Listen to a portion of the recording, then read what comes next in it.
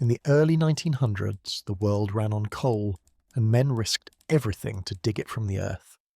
In the darkness below, a single spark could mean death for hundreds. From West Virginia to Pennsylvania, and across the ocean to France, 3 explosions would leave entire towns in mourning. These are the stories of the mines that became tombs, and the men who never came back. If stories like this move you, consider subscribing to our channel to help preserve the forgotten stories of those who built our world. Now, let's begin with the explosion that changed everything for a tight-knit community. December 6, 1907. Monongah, West Virginia. At 10:20 in the morning, the mountain roared like thunder. A blast tore through the earth with the force of 1,000 storms. Within seconds, the No. 6 and No. 8 coal mines collapsed inward, sealing hundreds of men inside. Above ground, the air turned black, windows shattered. The ground heaved. Entire families ran toward the mines, screaming the names of fathers and sons who would never answer again. 362 men gone in less than a minute. So how could something like this happen? In the years before that morning, Monongah was a town that lived and breathed coal. It sat in a narrow valley, pressed between 2 ridges that never seemed to see the sun for long. Smoke rose from the chimneys before dawn, and by breakfast the sound of the whistle had already filled the air. That whistle meant one thing: another shift underground. Nearly every family had someone who worked the mines. Fathers, brothers, sons, even boys barely old enough to shave, all disappearing into the mountain's dark mouth each morning. They worked 6 days a week, 10 hours a day, for little more than $1. But it was honest work, the kind a man could build a life on, if he survived it. Monongah wasn't much to look at, just rows of clapboard houses, a church, a company store, and the river that carried the coal away. Yet the people who lived there called it home. They believed in hard work, in community, and the promise that coal would keep food on their tables, and for a while it did. But beneath the surface of that quiet little town, deeper than anyone could see, something dangerous was building. Before December 6, 1907, Monongah was a place of rhythm, not prosperity, not comfort, but rhythm. The kind that came from repetition, the whistle at dawn, the shuffle of boots on frozen dirt, the rattle of coal cars echoing through the hills. It was life measured not in minutes, but in shifts. The mines had been running non-stop since the turn of the century. Owned by the Fairmont Coal Company, the No. 6 and No. 8 mines were some of the most productive in the region. They fed the nation's hunger for energy, powering factories, trains and homes hundreds of miles away. The men who worked there came from everywhere: Italians, Hungarians, Poles, Russians, and a few Americans born and raised in the Appalachians. It was a Tower of Babel beneath the earth. In town, you could walk a single block and hear 5 different languages shouted over the sound of children playing and coal carts squealing past. For many immigrants, Monongah was supposed to be a beginning, the first foothold in a country that promised freedom and opportunity. They'd arrived at Ellis Island with calloused hands and hopeful hearts. But by the time they reached West Virginia, most of them had learned the truth.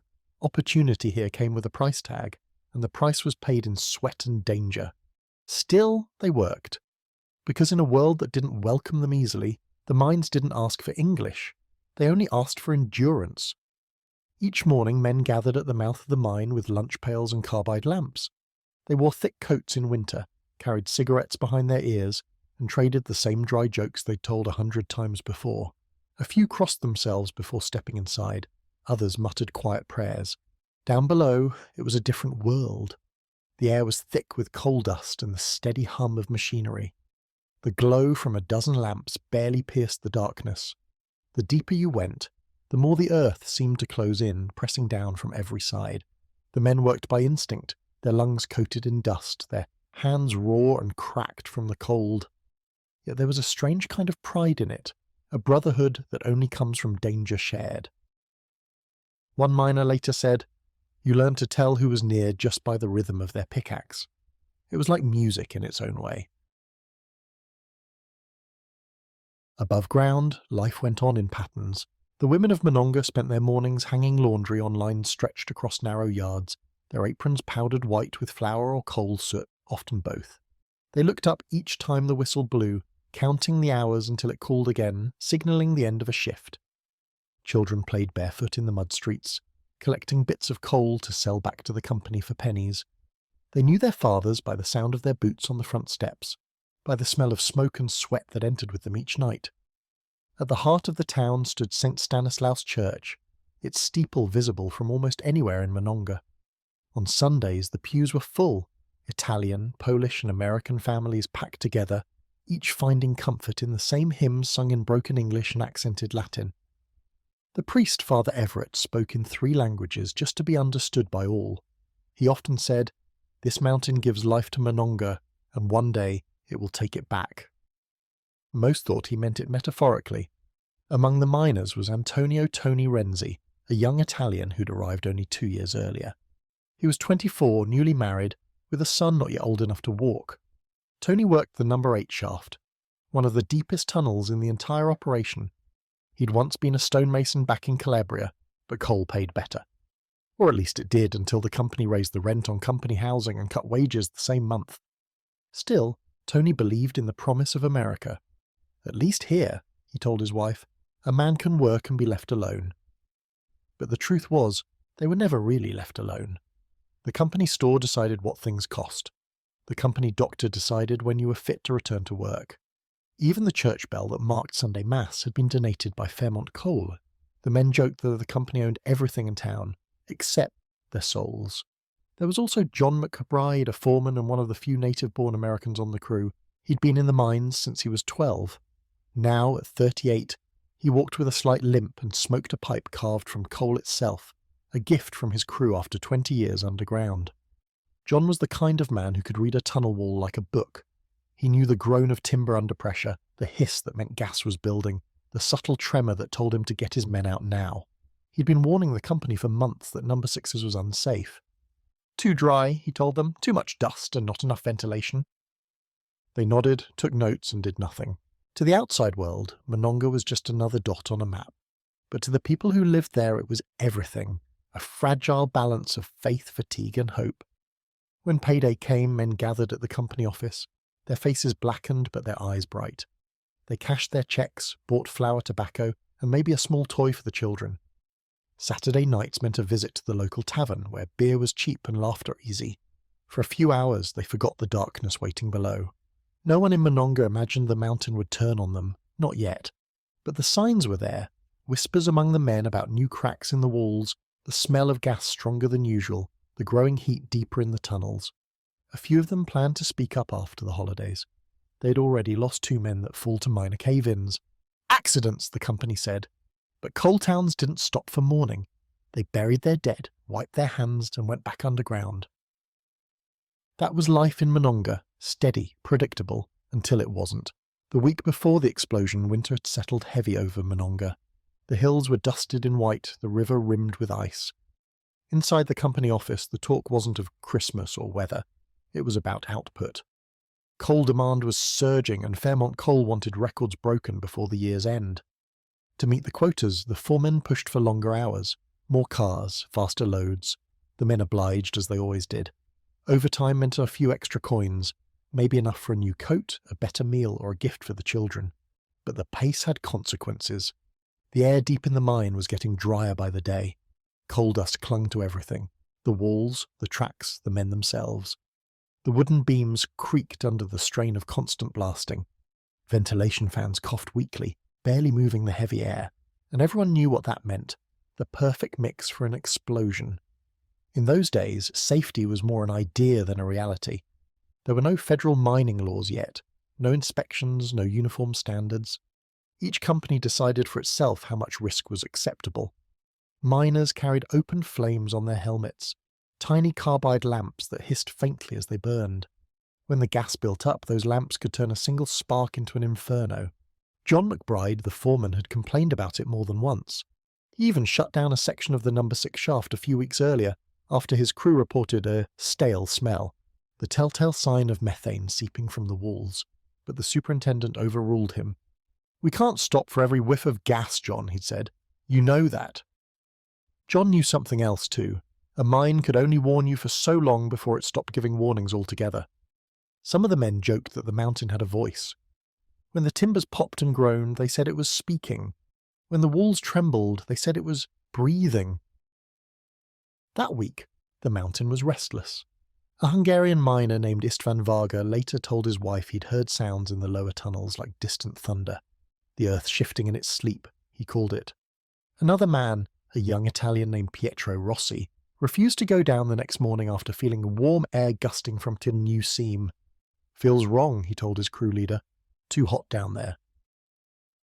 They laughed him off, but by the end of the week even the laughter felt strained. On the morning of December the 5th, the night crew surfaced just after dawn. They were covered in soot and sweat, their eyes glassy from fatigue. One of them, a quiet man named Sam Coleman, said he'd seen blue flames flickering in a distant chamber. The others shrugged it off. Sometimes gas burned off in small pockets. It was part of the job. Still, Sam couldn't shake the feeling. He mentioned it to McBride before heading home. McBride jotted a note in his ledger. "Inspect Section 11 tomorrow." That inspection would never happen. Outside, life went on like nothing was wrong. The town was preparing for Christmas. In the boarding houses, women baked bread and strung garlands of pine. Children pressed their faces to the glass windows of the company store, staring at tin toys and peppermint sticks they hoped Santa might somehow afford. At the church, Father Everett was planning the annual midnight mass. He'd ordered candles from Pittsburgh, hundreds of them, to light the sanctuary. "A bright Christmas," he told the congregation, "to honour the light of the world." No one knew how dark it would soon become. That evening, as dusk fell over the valley, a heavy fog rolled in.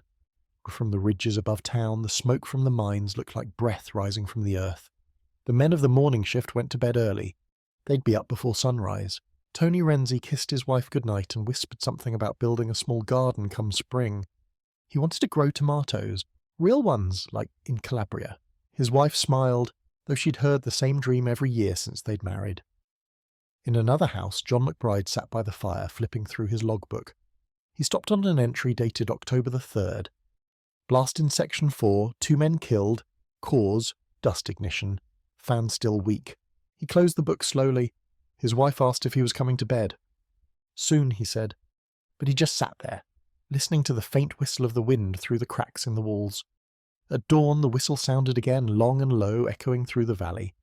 It was Friday, December the 6th, 1907. The men rose from their beds, dressed in silence, and stepped into the cold morning air. Frost covered the ground. The sky was pale and clear. By 6 a.m., the first shift had gone down. By 7:30, the mine was in full operation. Hundreds of men spread across the tunnels, picks striking rhythmically, carts clattering along the rails. Down below, the smell of gas was stronger now. McBride noticed it as soon as he reached his post. He ordered one of his men to open the airways wider, to get more circulation through the lower sections. The fans rattled and sputtered, barely moving the heavy air. At 8 o'clock, a crew reported hearing a rumble from the far wall of Section 12, like a distant train. By 9 o'clock, the canaries were restless in their cages. Still, the work went on. Above ground, Monongah looked peaceful. Children walked to the little schoolhouse near the river. A few wives carried baskets to the general store. The town clock struck 10. Then, at 10:20 a.m., time stopped. Witnesses said it began with a single deafening roar. The ground lifted beneath their feet. Windows shattered in every house. A black column of smoke shot into the sky, carrying with it splinters of timber, stone, and human debris. The first explosion came from the number 6 shaft. A second, even stronger blast followed from number 8. The two tunnels connected deep underground, amplifying the destruction. A farmer working his field 2 miles away said it sounded like the end of the world. Another man in Fairmont claimed his horse bolted when the shockwave hit. In town, people ran toward the mines, not away. They screamed names into the smoke, desperate for answers. The tipple, the wooden structure used to load coal, was gone. The entrance to number 8 had caved in completely. Flames licked at the edge of the hillside. The air was thick with sulphur, so strong it made people choke and vomit. For a few stunned moments, no one spoke. Then the screams began. By the time the dust settled, the entire valley knew this wasn't a small accident. This was something else, something no one could comprehend yet. Word spread by telegraph, then by train. Within an hour, rescuers were arriving from neighbouring towns, carrying shovels, lanterns, and hope that would soon run out. But all of that, the rescue attempts, the grief, the aftermath, was still to come. For now, Monongah stood frozen in the smoke of its own making, a town suddenly silent except for the faint, terrible sound of the mountain settling back into itself. The first explosion hit at 10:20 a.m. No one in Monongah would ever forget that sound. It began as a low rumble, deep beneath the ground, the kind that made coffee cups tremble and window panes hum. Then came the blast. A shockwave ripped through the valley, flattening fences, shaking houses off their foundations, and sending a column of black smoke hundreds of feet into the air. For a moment, no one could process what had happened. The townspeople froze where they stood, women with laundry half pinned to the line, children in the schoolyard, clerks at the company store. Everyone stopped. Everyone looked toward the mines. A second explosion followed seconds later, louder, sharper, angrier. This one came from the number 8 shaft, connected to number 6 by a series of tunnels. The two blasts merged underground, tearing through timber, supports, and igniting coal dust that had been building for months. The mountain itself seemed to lift and exhale, belching smoke, fire, and debris into the sky. Then came the silence. It was the kind of silence that feels unnatural, thick, heavy, alive. And in that stillness, the first screams broke out. The mine's tipple, the tall wooden structure used to load coal into rail cars, had been blown apart. The mine entrance was gone, collapsed inward like a crumpled tin can. For the first few minutes, people didn't even know where to begin. Wives came running down from the hills, skirts flying, calling their husbands' names. Children followed close behind, their faces streaked with soot. The air was so choked with dust and smoke that no one could see more than a few yards ahead. At the company office, telephones rang off the hook. One clerk shouted that the number 6 line had gone down. There was no contact with any crew underground. Another tried to reach the ventilation station, but the wires were dead. The mine superintendent, James Paul, burst out of the building and ran toward the site. "Get the pumps," he yelled. "Get every man we've got!" But few knew what they were running into. Within 15 minutes, word had spread through the entire valley. Men dropped what they were doing and ran toward the smoke. Farmers from the outskirts, shopkeepers, even off-shift miners, all racing to the pit head. One eyewitness later described it as an army of shadows, men covered in soot before they even reached the site. By 10:40 a.m., hundreds of people had gathered at the mouth of the number 8 shaft. The ground was still hot beneath their boots. Flames flickered from cracks in the earth. A smell of sulphur and gas hung thick in the air.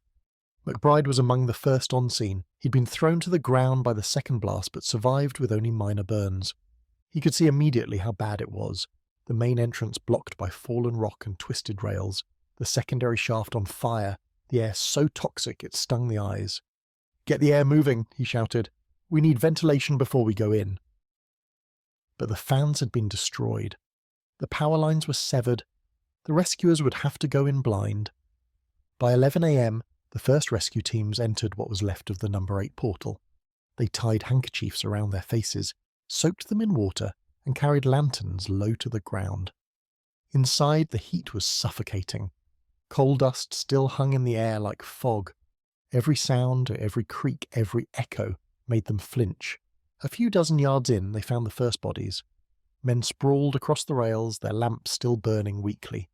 Some had been killed instantly by the blast. Others looked like they'd simply fallen asleep. A rescuer named Tom Bennett later said, "They were all facing the same way, like they'd tried to run for it. Some didn't make it 3 steps. Further in, they found evidence of the fire's path. Charred timbers, melted tools, and the unmistakable odour of gas.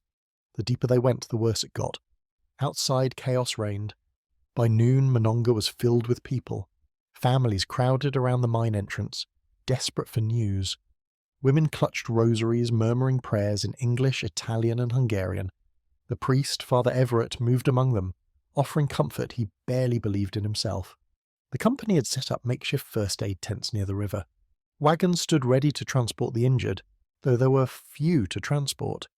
At 12:30, a telegraph operator in Fairmont wired Washington, D.C. Explosion in Monongah, hundreds trapped, immediate assistance requested. Within hours, help was on the way. Engineers, medical staff, reporters, but they were still miles out. For now, the people of Monongah had only themselves. Back inside the tunnels, the rescue crews pushed deeper. They carried stretchers and extra lamps, marking the path with chalk on the walls. At each branching corridor, they split off in pairs, shouting Saug names into the darkness. The first survivor was found around 1 p.m. He was a young Italian named Marco Conti, his clothes burned and face blackened with soot. He'd been thrown into a small side tunnel by the blast, the debris forming a natural pocket that saved his life. When they pulled him out, he gasped for air and whispered, "They're still in there. So many. Please go back." The rescuers did, again and again, but each trip grew harder. By 2 p.m, smoke filled the tunnels so thick they could barely breathe. The air grew hotter the deeper they went. Their lamps flickered, the flame dancing blue a sign of gas. One rescuer collapsed near the 300-foot mark. 2 others dragged him out, coughing and retching. He never regained consciousness. Still no one stopped. By late afternoon, the railroad had brought in equipment from Fairmont: fans, pumps, stretchers and oxygen masks. Volunteers set up lines to carry the dead to a temporary morgue in the schoolhouse. Reporters began to arrive too, scribbling notes, snapping photos, asking questions that no one had the strength to answer. One headline the next day would read, "The hill that ate its men." At 4 p.m, a new explosion shook the ground, smaller, but enough to send a shower of rocks cascading down one of the entry shafts. The rescuers were forced to pull back. The fire underground had reignited. The oxygen they'd pumped in to save the miners was now feeding the flames. McBride ordered everyone out. "Seal it," he said quietly. "There's nothing left to save." As darkness fell, the full scale of the tragedy began to sink in. The roll book showed 367 men on shift that morning. Only a handful had been accounted for. Fathers, sons, brothers. Entire families wiped out in an instant. In one case, a single household lost a father and 5 sons. In another, 3 generations, grandfather, son and grandson, all perished together. By 7 p.m, the fires underground still burned. Smoke poured from fissures in the hillside, glowing orange in the night. The townspeople lit candles and stood in clusters near the mine, waiting for word that never came. A few men, stubborn or broken by grief, refused to stop digging. They clawed at the rubble with bare hands until others pulled them away. One man screamed his son's name until his voice gave out. Another simply sat in the dirt staring into the smoke, whispering, "He'll find a way. He always finds a way." Midnight came and went. The rescuers worked by the lantern light now, their shadows stretching long across the ruins. They pulled out more bodies, blackened, broken, unrecognizable. They laid them side by side in the cold, covering each one with a sheet. At 2 a.m, the company sent telegrams to nearby towns asking for coffins. By dawn, trains were arriving full of them. Monongah had become a city of grief.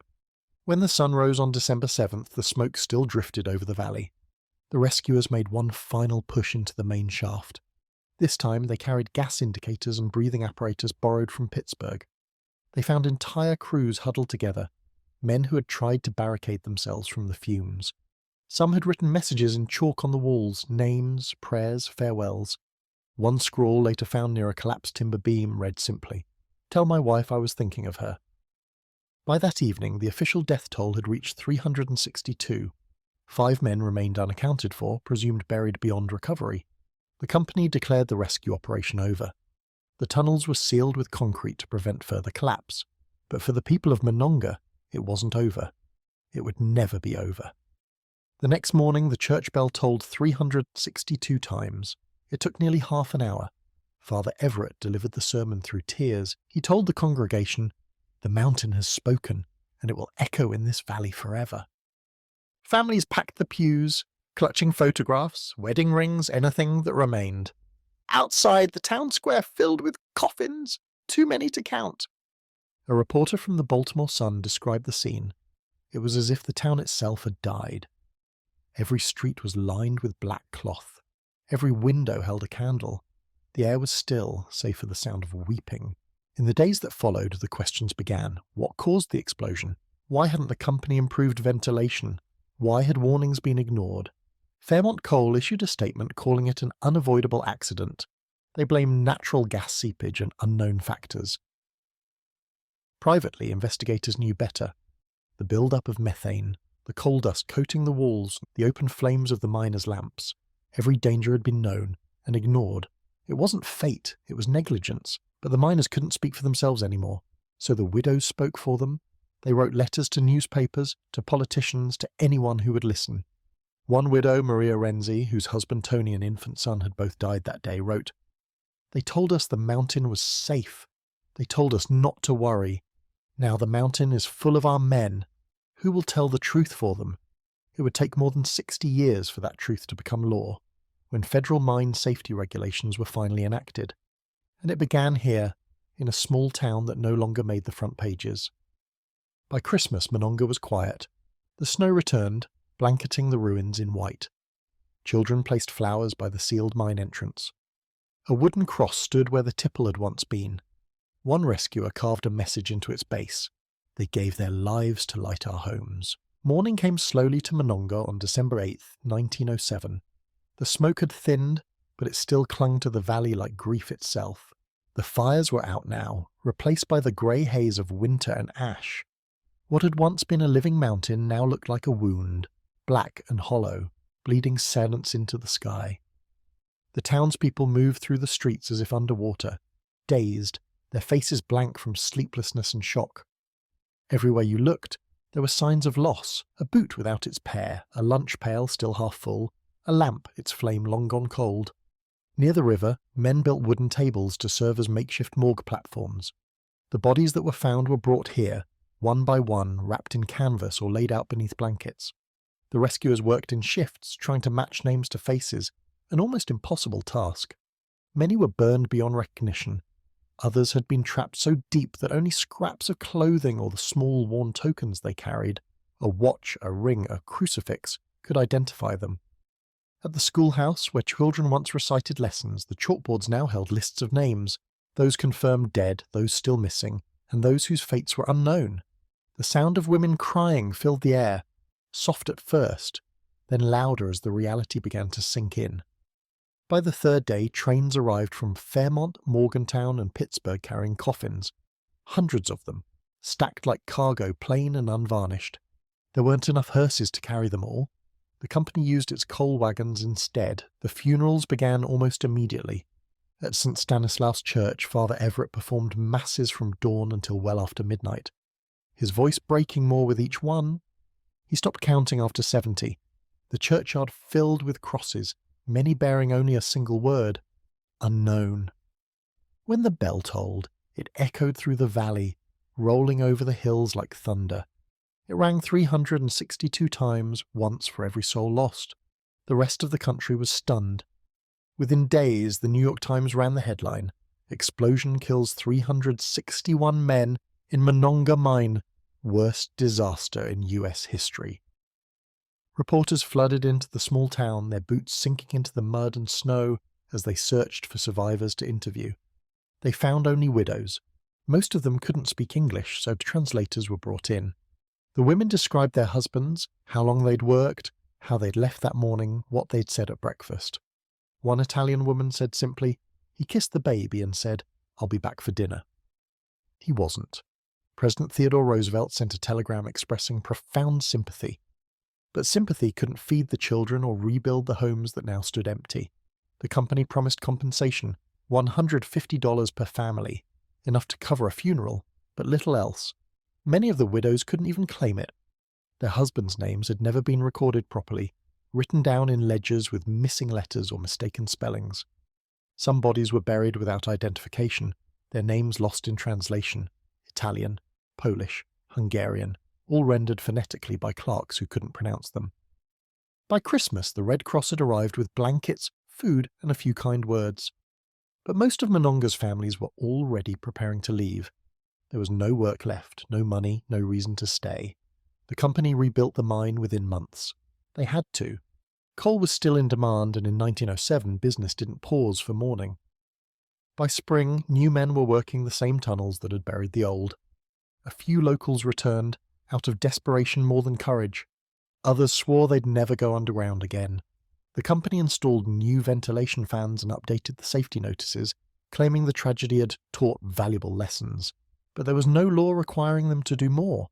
No federal inspectors, no enforcement, no real accountability. A few newspapers tried to keep the story alive. The Pittsburgh Gazette wrote, "If 300 men were lost in battle, they'd be called heroes." When they die in a mine, they're just casualties of progress. But soon even the headlines faded. America moved on. For the people of Monongah, forgetting was impossible. The town became quieter with each passing year. The laughter of children gave way to the sound of trains carrying coal dug by strangers. The houses of the dead stood empty, their porches sagging, windows broken. Every December, the few who remained gathered at the church to light candles and read the names of those lost. The list was long but familiar. Each name carried a story of a father, a son, a friend. Some said they could still hear the whistle echo through the valley on cold mornings. That same whistle that had once meant another day of work, another chance to come home alive. The first ripples of change. Though the company avoided blame, the explosion forced a reckoning far beyond Monongah. In Washington, lawmakers could no longer ignore the growing list of mining disasters. Just that same year, over 3,200 miners had died in accidents across the United States. The Monongah disaster became the breaking point. 2 years later, in 1909, Congress created the U.S. Bureau of Mines, the first federal agency tasked with investigating mining conditions and promoting safety. It had no power to regulate yet, but it could study, document, and expose. Inspectors visited sites across Appalachia, measuring gas levels, testing ventilation, and publishing reports that made it impossible for the public to remain ignorant. Slowly the tide began to turn. By the 1910s, safer lighting systems replaced open-flame lamps. By the 1920s, new training standards emerged, and by the 1940s, Congress finally passed comprehensive mine safety laws. But for the widows and children of Monongah, these reforms came too late. Their loved ones had already paid the price that bought those laws. The children left behind. More than 250 women were widowed that day. Over 1,000 children lost a father. In the months after the explosion, a wave of orphans spread across Marion County. Some were taken in by relatives. Others were sent to church-run homes in Pennsylvania or Ohio. A few older boys lied about their ages to work in other mines. They became the next generation of miners, children digging to support families broken by mining itself. One of them, Frank Renzi, was only 9 when his father Tony died in the No. 8 shaft. He left school 2 years later and took a job at another mine near Clarksburg. When asked why, he said, "The mine killed my father, but it's the only thing that'll feed us." That story repeated itself across Appalachia. Work was scarce, and for the immigrant families, the mines were the only door that stayed open, even when everyone knew what waited behind it. The quiet years. For decades, Monongah faded into the background of American memory. There were no national memorials, no textbooks, no monuments beyond a few local crosses. When survivors grew old and died, their stories went with them. The mine eventually shut down in the mid-20th century. Grass grew over the entrances. Children played on the slopes where the explosions had once thundered. In time, even the company changed names and ownership, as if trying to shed the weight of its own history. But the valley remembered. On winter mornings, fog still pooled low and heavy, and the old-timers swore it carried the voices of the men who never came home. Rediscovery. It wasn't until the centennial year, 2007, that Monongah's story returned to the national stage. By then, most of the original families had scattered across America, their grandchildren barely aware of the connection. A group of historians and descendants launched an effort to locate every victim's name and origin. They found records in old ledgers, shipping manifests, and church archives, many of them written in broken Italian or Hungarian. They discovered something the newspapers of 1907 hadn't cared to mention. Of the 362 men killed, more than half were immigrants, and dozens more were likely unrecorded, brought in off the books by labour brokers. The true death toll may have been closer to 500. When those numbers were published, the world finally took notice again. The President of Italy sent representatives to Monongah. A memorial bell was cast in Agnone, Italy, and shipped across the Atlantic. It was rung for the first time on December 6, 2007, 100 years to the day after the explosion. The sound carried across the valley deep and mournful, as if the mountain itself was answering back. What it meant. The Monongah disaster wasn't just a mining tragedy, it was a mirror. It reflected the cost of industrial America, the lives traded quietly for progress. Every light bulb, every train, every steel beam that built the 20th century, all of it ran on the backs of men like those who died in Monongah. In the years since, safety has improved, technology has advanced, and oversight has grown, yet every miner who descends underground still carries a piece of that history with him. The lessons of Monongah are written not only in law, but in blood. The living memory. Today the town is small again, barely 1,000 people. The mines are sealed, the equipment long gone, but the ghosts remain. Visitors who come to the memorial often describe an eerie quiet. No birdsong, no wind, just the steady hum of the river below. A plaque near the site reads, "They entered the mountain as men. They emerged as legend. Each year, descendants gather on December 6th to place flowers and light candles. Some bring old photos, some bring coal, polished smooth. And for a few moments the valley feels alive again, filled with the whispers of fathers and sons, speaking in every language that once echoed here." The long shadow. In the century that followed Monongah, the same pattern repeated itself. Explosions in West Virginia, Kentucky, and in Pennsylvania, each one called the worst since Monongah. Each one a grim reminder that the lessons learned in 1907 could still be forgotten. But Monongah remains the first, the one that woke America up. The Bureau of Mines that grew from it would evolve into today's Mine Safety and Health Administration, MSHA. Modern ventilation systems, gas detectors, and emergency protocols all trace their roots to that cold December morning. Every safety lamp, every hard hat, every rescue drill, all of it carries the echo of the men who didn't have those things. And yet, beyond policy and engineering, Monongah left something more profound, a reminder of human resilience. In a time when immigrants were treated as expendable, this tragedy forced the nation to see them as people, not just labour. The faces in those newspaper photos, tired, dirty, anonymous, became symbols of sacrifice. The widows who couldn't read English became activists by necessity. The children who worked to survive became the generation that demanded better. Monongah taught America that progress without humanity is nothing more than destruction dressed in steel. Returning to the valley. If you visit Monongah today, you'll find a small park near the river. A stone monument lists the names of the known dead, 362 carved into granite, some duplicated, some incomplete. Beside it stands the bell from Italy, its bronze face weathered by Appalachian rain. Each December the people ring it once for every man lost.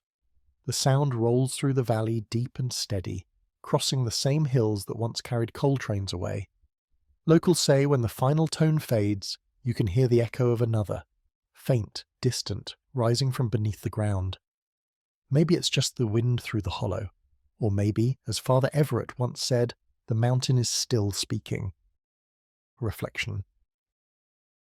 Standing there now, it's hard to imagine what it must have been like that day. The whistle blowing, the earth shaking, the smoke rising where men had gone only hours before. It's harder still to imagine the courage it took to go back down, to try to save the very men who had been lost. Monongah was not a story of victims alone. It was a story of fathers who worked until their lungs gave out, mothers who endured, children who carried on. It was a story of the price America paid to build itself, one coal car at a time, and when the whistle finally fell silent, it left behind more than sorrow. It left a legacy, one carved into law, memory, and the quiet hills of West Virginia, where even now, if you listen closely enough, you can still hear the mountain breathe. March 10th, 1906. Courrières, France.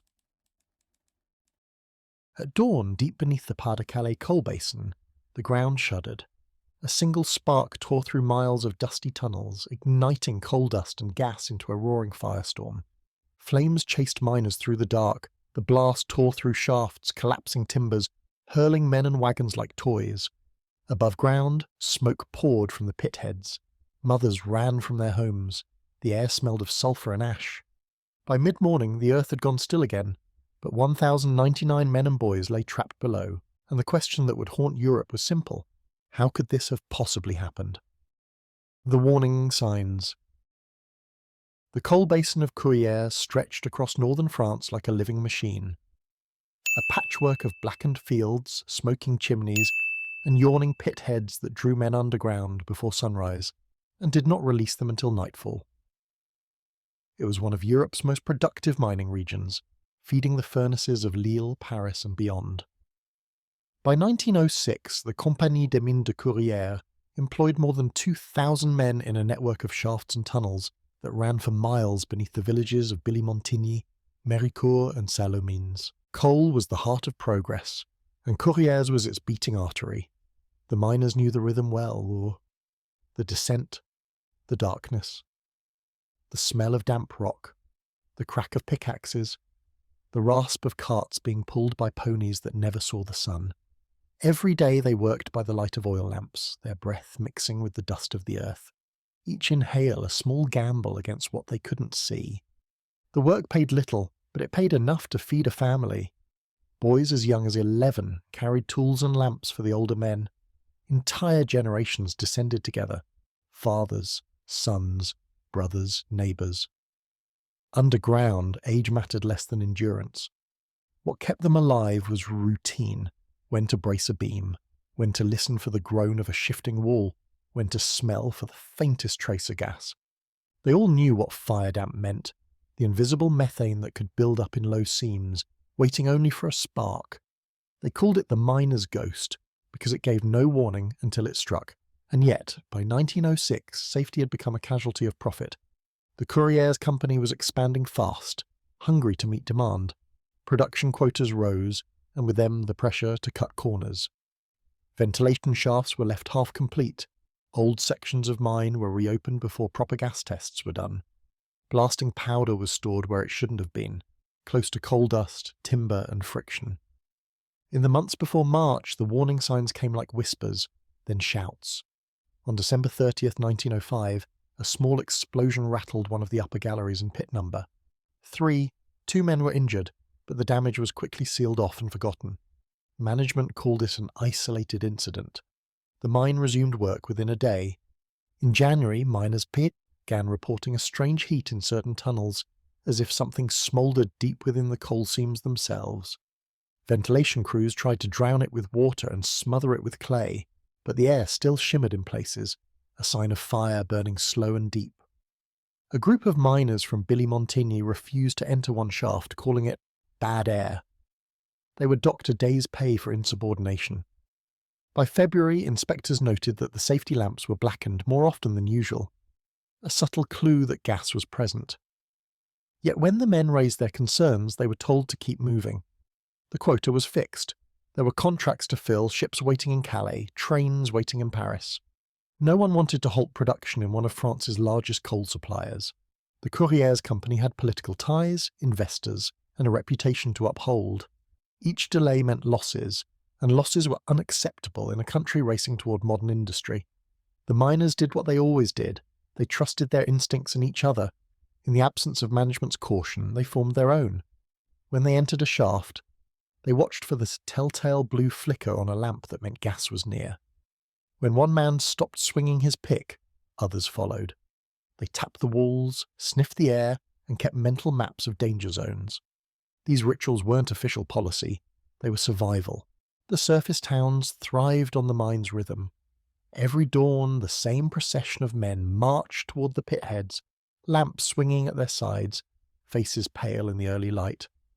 Behind them, women and children watched from doorways, the smell of coal dust clinging to everything, laundry, bread, even as church pews. The mine gave life, but everyone knew it could also take it. In early March, rumours began to spread among the miners of pit number 4 that the underground fire first seen in December had reignited. Some said they could feel warmth radiating through the rock walls. Others smelled burning wood. A few men refused to go down until it was inspected. On March 8th, company engineers descended to check. They confirmed a minor fire in one of the abandoned galleries, but insisted it was under control. Work resumed the next day. That night, the fire spread silently through the interconnected tunnels. Coal dust, stirred by years of blasting, coated every surface. It was so fine it floated like mist, unseen but deadly. The miners had grown used to it, the way it hung in the air, the way it settled on their skin. What they didn't know was how little it would take to turn that dust into a weapon. On March 9th, the Courrières company sent a team underground to seal off the burning section with bricks and clay. They worked late into the evening, hammering and plastering in the dim light of their lamps. By midnight, the engineers declared the fire isolated, but in truth the heat had seeped deeper than they realised, into seams of coal that would smoulder through the night. Outside, the miners slept uneasily. Some said the earth felt different beneath their homes, warm, restless. Horses in the stables refused to settle. Even the pithead watchman noted an odd haze over the fields. Still, no alarm was raised. At dawn, whistles blew as usual. More than 1,800 men and boys descended the shafts, carrying their lamps and hopes for another day's wages. Among them was 13-year-old Emile Piat, who followed his father down into pit number 3. There was also Joseph Froissart, a veteran miner of 20 years, who had told his wife that morning, "If the air smells wrong again, I'll come back up." They were ordinary men bound by duty, poverty, and faith. Faith that the mine would hold, that the company would not send them into danger knowingly. The foremen made their rounds that morning, checking for attendance more than safety. The underground fire was no longer on their minds. The pits were busy, the machines clattering, the air thick with noise and dust. Men coughed into their sleeves, joked with one another, tried not to think about the risks they couldn't control. The company's directors, seated miles away in their offices, saw Courrières as a model of industrial efficiency. Their ledgers told a story of progress, not peril. They had no reason to suspect that within hours those same ledgers would record one of the greatest tragedies in mining history. But the signs were all there: the smell, the heat, the history of neglect. The warnings had come from the men who lived closest to danger, and each had been met with silence. It wasn't malice that killed them, not in the deliberate sense. It was the quiet arithmetic of profit and habit, a calculation that safety could wait until the next quarter, that a small fire underground wasn't worth the cost of a shutdown. The mine, as it turned out, had its own timeline. Beneath the ground, gases mixed and spread. Fumes gathered along old shafts, curling through tunnels that connected pits 2, 3, and 4 like veins in the body of a single massive beast. The air was growing restless. And while the miners joked, coughed, and pushed their carts, something unseen was preparing to strike.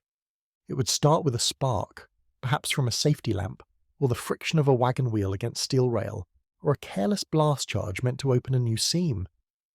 The conditions were perfect. A pocket of gas, a cloud of coal dust, and a long history of ignored warnings. When it came, it would not be a simple explosion, but a chain reaction that ripped through the earth like a storm.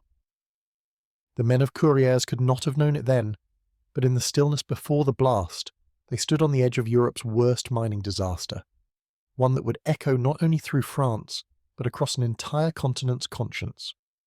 Because progress had a price, and on that March morning it was about to come due. The disaster unfolds. It began at 6:43 a.m. The miners below were just settling into the rhythm of another day. Lamps flickering, carts rattling, the muffled hum of picks and shovels echoing through miles of galleries. In the tunnels of pits 2, 3, and 4 the air was dense and heavy, thick with the invisible dust of 1,000 strikes against coal. Far above them the sun was only just cresting over the slag heaps, painting the horizon a faint orange. Then came the sound no miner ever forgets, a deep rolling thunder that didn't belong underground. It started as a low hum, distant and confused, then swelled in an instant into a roar that ripped through the mine like the earth itself had split open. Men turned towards the sound, lamps swinging wildly in the dark. A shockwave tore through the tunnels, shattering timbers and hurling bodies against the walls. In pit number 3, the explosion hit first. Flames raced through the galleries, feeding on coal dust and gas. The air itself ignited. The blast leapt through connecting tunnels into pits 2 and 4, travelling faster than sound, faster than thought. Wooden supports became kindling. Wagons were thrown end over end. Whole sections of the mine collapsed, trapping hundreds in an instant. Men never had a chance to scream. One moment they were working, the next they were gone, swallowed by smoke, heat, and silence. Above ground, the first sign came in the form of dust, a white-grey plume rising from the pit heads, followed by a sound that rattled windows miles away. Roof tiles fell from houses in Billy Montigny. Horses bolted from stables. Mothers standing at their doorways felt the tremor through the soles of their feet. Within seconds, smoke began billowing from the mine entrances. A black column rose into the sky, thick with ash, fire, and fragments of timber. A man near the surface, thrown clear by the blast, staggered into the open air with his clothes on fire. His skin peeled away as he ran, unable to speak. Others followed, crawling, gasping, blinded by soot. Inside the tunnels, chaos had no shape, only movement. In the outer galleries, some miners were knocked unconscious by the force. Others woke in total darkness. There were lamps snuffed out, ears ringing from the pressure wave. The air was filled with screams, the sound of collapsing timber, and the hiss of fire eating oxygen. Survivors stumbled through smoke so dense it burned the eyes and throat. They shouted names of fathers, brothers, friends, but their voices vanished into the roar of flame. Some tried to find ladders or haulage lines to guide them toward fresh air, but the paths were gone. Walls had caved in, tunnels sealed, airways destroyed. The temperature rose like an oven. Men tore off their shirts to breathe through the fabric. The air itself became poison. Fumes of carbon monoxide and coal gas suffocated those still conscious. Some fell to their knees, praying in the dark. Others clawed through debris with bare hands, coughing blood into the dust. At the surface, word spread faster than the smoke. Women ran from their homes toward the pit heads, their aprons still dusted with flour, children clinging to their skirts. The managers shouted orders, unsure where to begin. The elevator cages were wrecked. Cables snapped, machinery twisted from the blast. Rescue crews gathered in confusion. The mine's engineers, black with soot, argued over which shafts were safe to enter.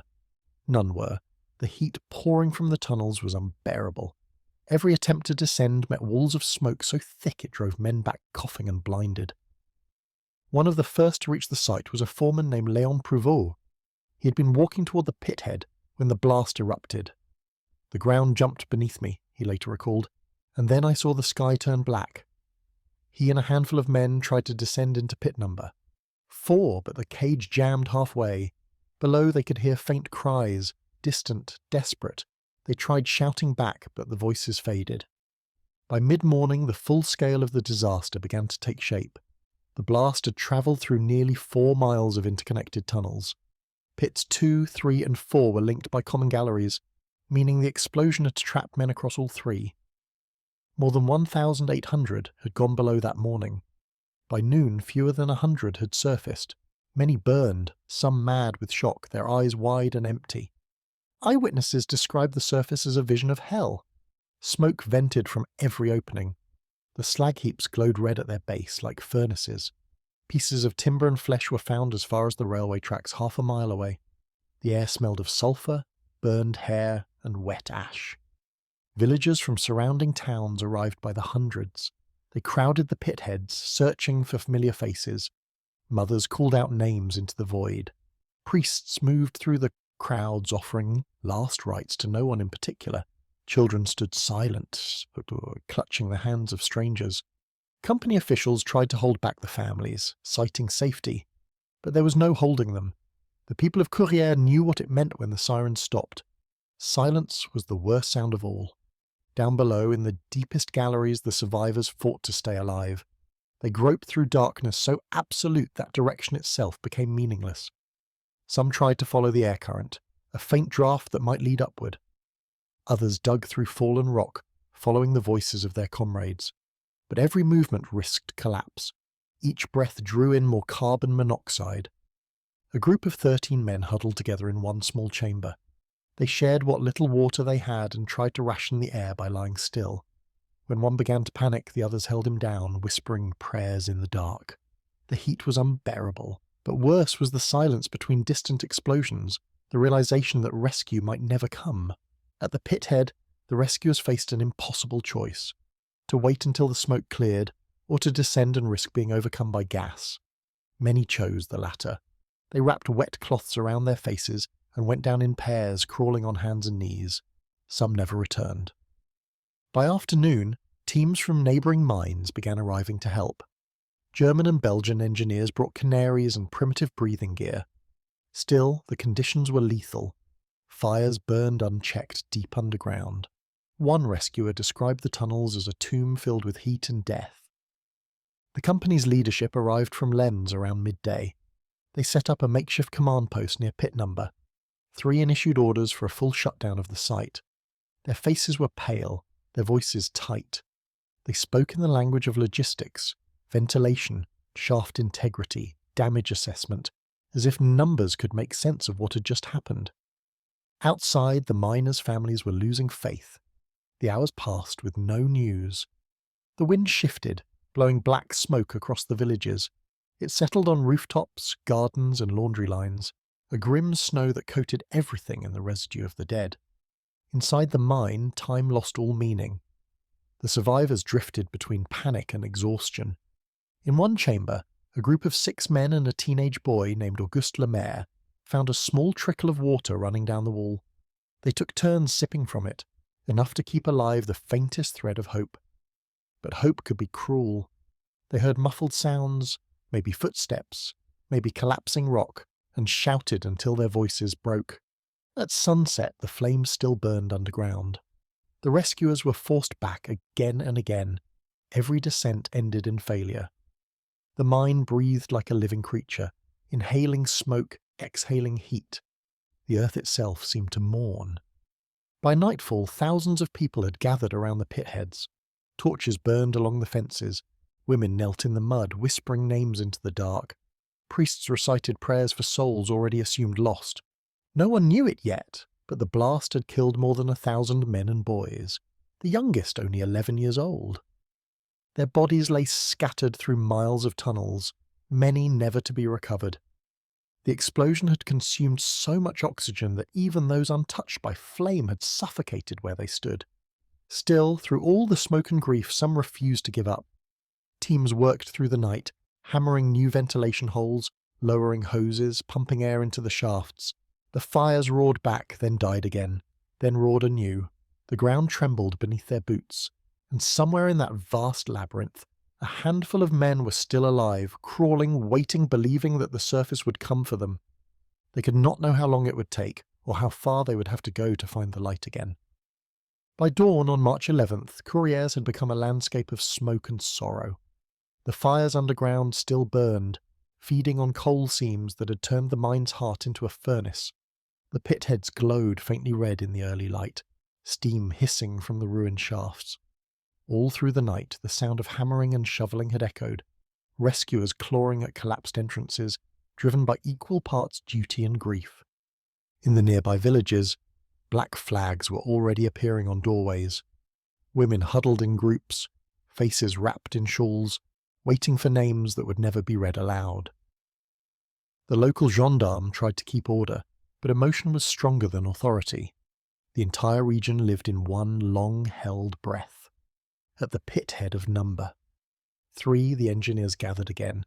Their faces were streaked with soot, their eyes hollow from lack of sleep. They had managed to lower several rescue cages overnight, but each attempt met the same fate. Gas and smoke so thick it extinguished every lamp and choked every man before he reached the first level. It was clear that the mine had become a maze of fire and poison. By noon, the decision was made to seal parts of the tunnels entirely, starving the fire of oxygen. It was a grim calculus. Sealing the mine meant abandoning anyone still alive inside, but leaving it open risked new explosions that could kill the rescuers and destroy what little remained of the structure. The company officials hesitated. The crowd outside screamed at them. When the first planks went up over the shaft mouths, the people erupted. Stones flew, windows shattered in the offices nearby. One mother threw herself at the barrier screaming for her son. Another woman fainted at the edge of the fence and was carried away by strangers. A priest tried to calm the crowd, reminding them that safety had to come first, but no one wanted to hear the word safety anymore. It had lost all meaning. Underground, safety was a dream. Those who had survived the initial blast were trapped in absolute night. Their lamps were gone, their lungs burning. The smell was unbearable. Smoke, sulphur, and the faint sweetness of decay from those who had already succumbed. The silence between collapses was worse than the noise. It made them think. It made them count who was left. In one chamber, 8 men had found a small pocket of breathable air. They took turns lying flat, pressing their mouths against the damp earth to catch traces of oxygen. Their names were a mixture of French, Belgian, and Polish, and Courrières had drawn workers from across Europe. In those hours, language no longer mattered. Only breathing did. By the third day, March 12th, the fires began to subside. The sealed shafts starved the flames, though at terrible cost. The rescuers reopened some galleries under the watch of military engineers. When they descended, they found the dead by the dozens, bodies blackened, twisted by heat. Some frozen mid-motion as if still running.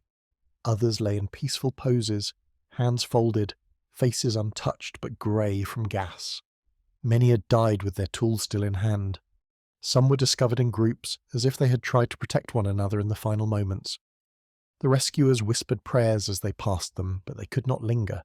The deeper they went, the worse the air became. By March 13th, the French government had dispatched officials from Paris, along with the Minister of Public Works. Newspapers from across Europe sent reporters to Lens and Billy-Montigny. Photographers arrived with heavy cameras, capturing the faces of waiting families, the weeping women, the soot-stained children, the exhausted rescue teams.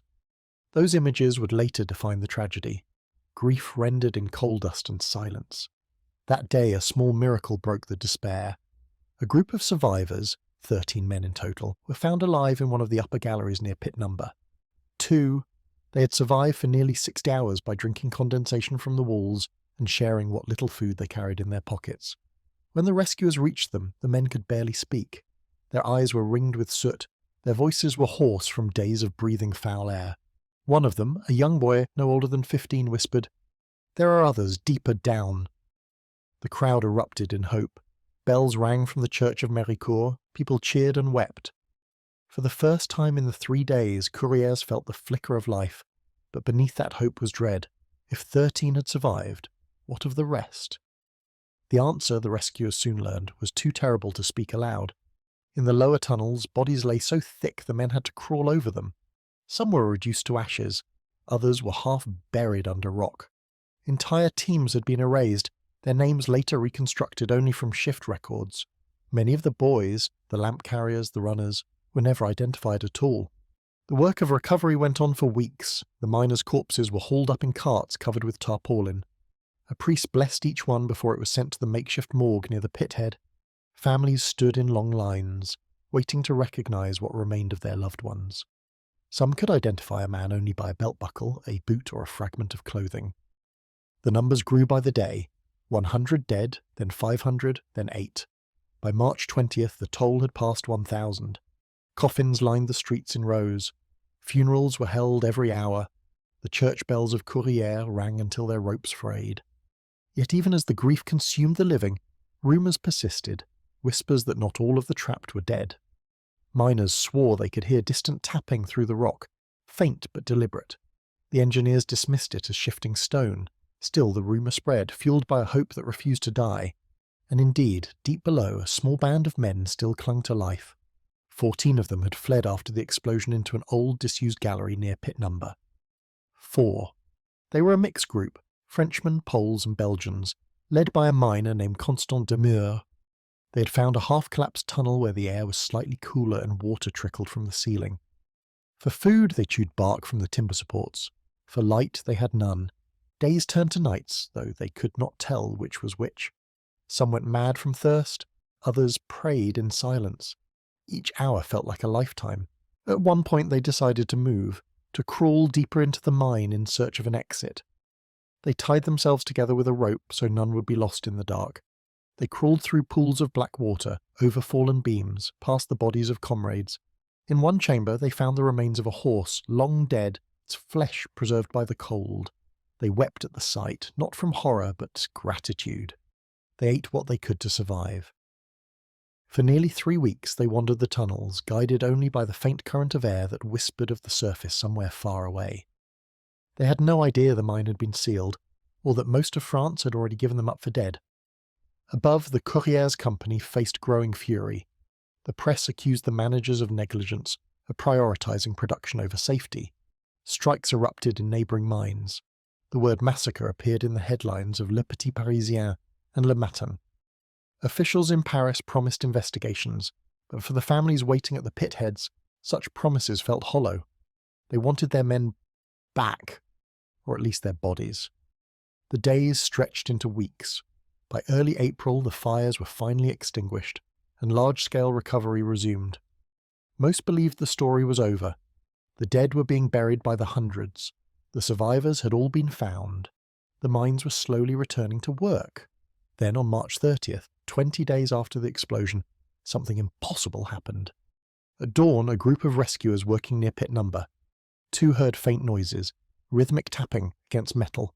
They froze, then shouted. The tapping grew louder. Within hours, they broke through a wall of debris and found a group of 12 men stumbling toward them. They were covered in soot, their eyes wild from darkness. They had beards like old men and voices like wind through gravel. They had survived 20 days underground without light, living on filthy water and scraps of wood. One of them, barely able to stand, murmured, "We thought we were the last men alive." When the news reached the surface, the crowd erupted in disbelief. The bells of Méricourt rang again. Women screamed and fainted. Priests fell to their knees in prayer.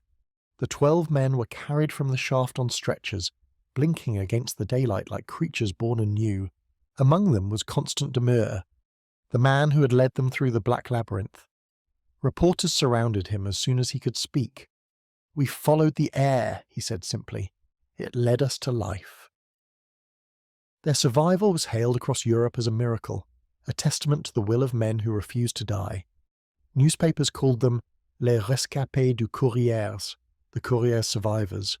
Their faces appeared on posters and postcards. Children were named after them, but their joy carried the weight of unbearable guilt. For everyone who walked out alive, 100 had not. In the days that followed, more bodies were found, and miners curled around one another, still clutching hands. Others sat upright as if resting. The rescuers moved carefully, whispering as they worked. Each body was a story. Each name was a village in mourning. By April 1st, the final toll was clear. 1,099 men and boys dead. The worst mining disaster in Europe's history. The fires were out. The shaft sealed again. Courrières itself fell silent, its streets lined with crosses and black bunting. But the memory would not fade. The 12 survivors, though hailed as heroes, could not sleep without hearing the sounds of the explosion in their dreams. They avoided crowds, unable to bear the weight of being called lucky. One of them would later say, "We came back from the grave, but we left our souls behind." The people of Courrières had no words for such grief. The mine had taken fathers, sons, brothers, and children, sometimes all from a single house. More than 600 widows were left behind. Over 1,000 children were orphaned. The disaster had not just destroyed a mine, it had hollowed out a community. And yet, in the days after the last funeral, as the smoke lifted and the slag heaps cooled, something else began to rise from the ashes. Anger. Because even in mourning, the people of Courrières could see the truth as plainly as the dust on their windowsills. This was not an accident born of nature. It was an explosion born of neglect. The rescue and aftermath. In the days that followed, France became a nation in mourning. Trains brought thousands to Courrières, journalists, priests, union men, even school children carrying flowers for graves that had no names. The villages of Billy-Montigny, Méricourt and Salominière were shrouded in black cloth and ash. The air smelled of smoke and candle wax. Bells tolled without pause, their echoes overlapping until they became one long, aching sound. The funerals went on for weeks. Every day, wagons carried rows of simple wooden coffins down the same narrow streets. Behind them, women walked in silence, their faces veiled. The sound of shovels became the soundtrack of spring. Some families buried 3, 4, even 5 men from the same household. In one street, no adult male was left alive. By the end of March, more than 1,000 funerals had been held. The dead were buried in long communal trenches at Méricourt. Priests read names until their voices broke. Reporters wept openly. Even soldiers sent to maintain order laid down their rifles to help lower the coffins. It was grief on a scale the nation had never seen, and with grief came anger. The Courrières Company tried to control the narrative. Their official statements described the explosion as an unforeseeable natural event. The management blamed the fire damp, the treacherous gas that lurked unseen in coal seams. They said no one could have predicted such a disaster.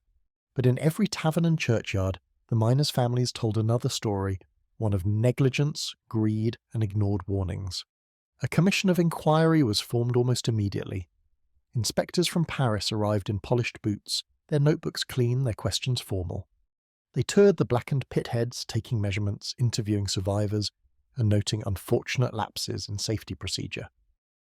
But the people of Courrières saw through the politeness. To them, this was not an inquiry.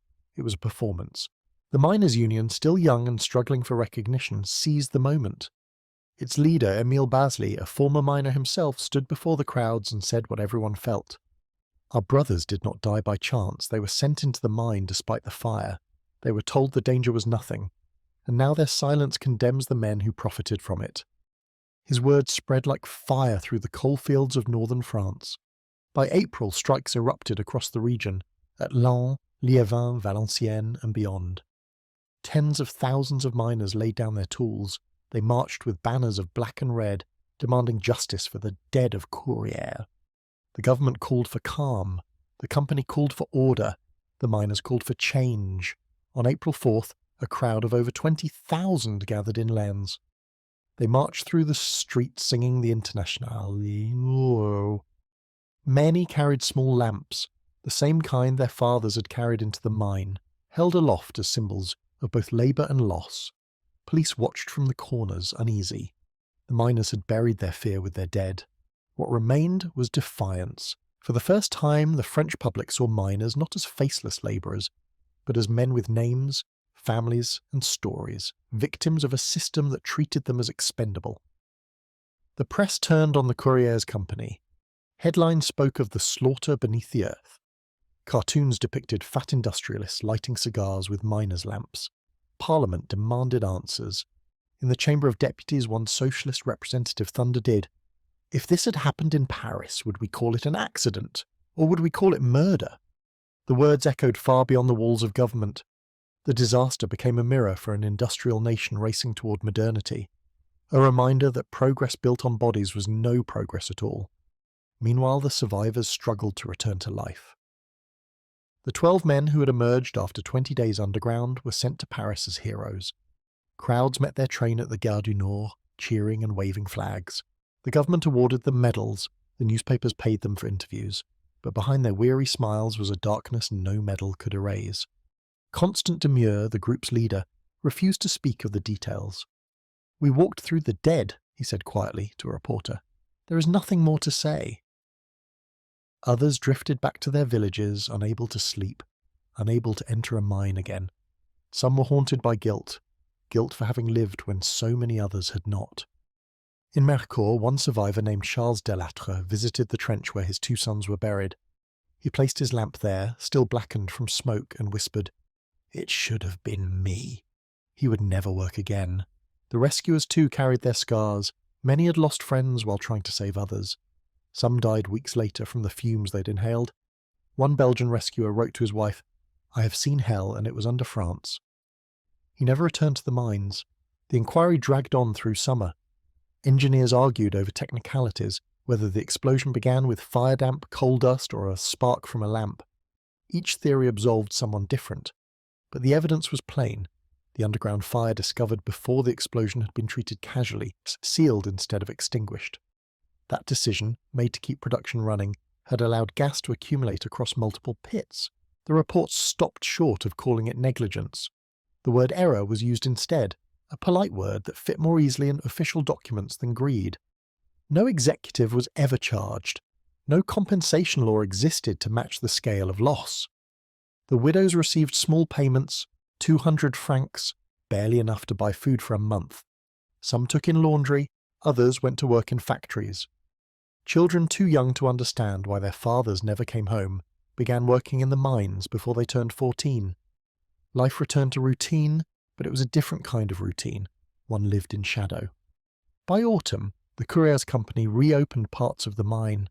The first day back, few men showed up. The rest stood outside the gates, hats in hand, unwilling to descend again into the same earth that had swallowed their kin. "We buried our lives down there," one said. "You can't ask us to dig them up." The management hired new workers from other regions, offering small bonuses to those willing to risk it. The furnaces of France could not wait. Coal was power, and power demanded sacrifice. but not everyone accepted it. In the aftermath of the disaster, a movement began to grow, not from Paris but from the pit villages themselves. Miners began organising cooperatives, pooling money to support injured workers and widows. They built memorial societies, holding yearly processions to the graves. The tragedy had forged something no company could extinguish: solidarity. When the next wave of strikes came in 1907, they carried banners bearing a single phrase: Souvenez-vous de Courrières, remember Courrières. That phrase became a rallying cry for a generation of labourers across Europe. It crossed borders, languages and trades. In Belgium, miners adopted it as their own. In Germany, union leaders cited it in speeches. Even in Britain, where industrialists watched nervously, the words were whispered like a warning. Courrières had changed the conversation. It exposed the fragile line between progress and exploitation, between the glow of a lamp and the flame that could kill. Still, for those who lived through it, memory was not an idea. It was a smell, a sound, a taste. The sulphur that lingered in their throats, the ringing in their ears when they heard a hammer strike steel. The mine had become part of them and part of France itself. The government eventually passed new laws. Ventilation systems were made mandatory. Dust suppression rules were enforced. Rescue brigades were formally trained and equipped with breathing apparatus. Innovations borrowed from German engineers who had rushed to Courrières to help. It was progress paid for in blood. But for every reform written into law, a grave in Méricourt marked the cost of the lesson. In late 1906, a memorial was erected near the mine. It was simple: a cross of iron, black as the coal that had caused the disaster. Beneath it were carved the words, "À nos martyrs du travail," to our martyrs of labour. On the day it was unveiled, thousands gathered. The widows stood in front, holding lamps instead of flowers. When the priest finished his blessing, no one clapped. They simply bowed their heads in silence. The mines would never again run at full capacity. Some pits were closed for good. Others operated with a ghostly quiet, the workers speaking little, each sound echoing too clearly in the dark. The company's profits fell, investors complained. The directors retired quietly, their names fading from memory. But the name Courrières would never fade. It became a word that meant more than a place. It meant a warning. Years later, when new miners descended for the first time, old men would pull them aside before the cage dropped and say, "Listen for the air, smell for the gas, and remember Courrières." That phrase, spoken softly in the darkness, carried more weight than any rulebook. For the children who grew up without fathers, the memory took different shapes. Some avoided the mines entirely, moving to cities, joining factories or the army. Others followed the same path their fathers had taken, saying it was all they knew. They worked carefully, superstitiously, touching the tunnel walls like they were alive, whispering prayers to the lost. Every March, on the anniversary of the disaster, the bells still rang in Méricourt. People gathered at the memorial with candles. The names of the dead were read aloud, though many had no markers at all. At one of those ceremonies, a survivor, old and frail now, stood at the front, his hands trembling as he lit his candle. Reporters asked if he felt grateful to have survived. He shook his head and said quietly, "We all went down together."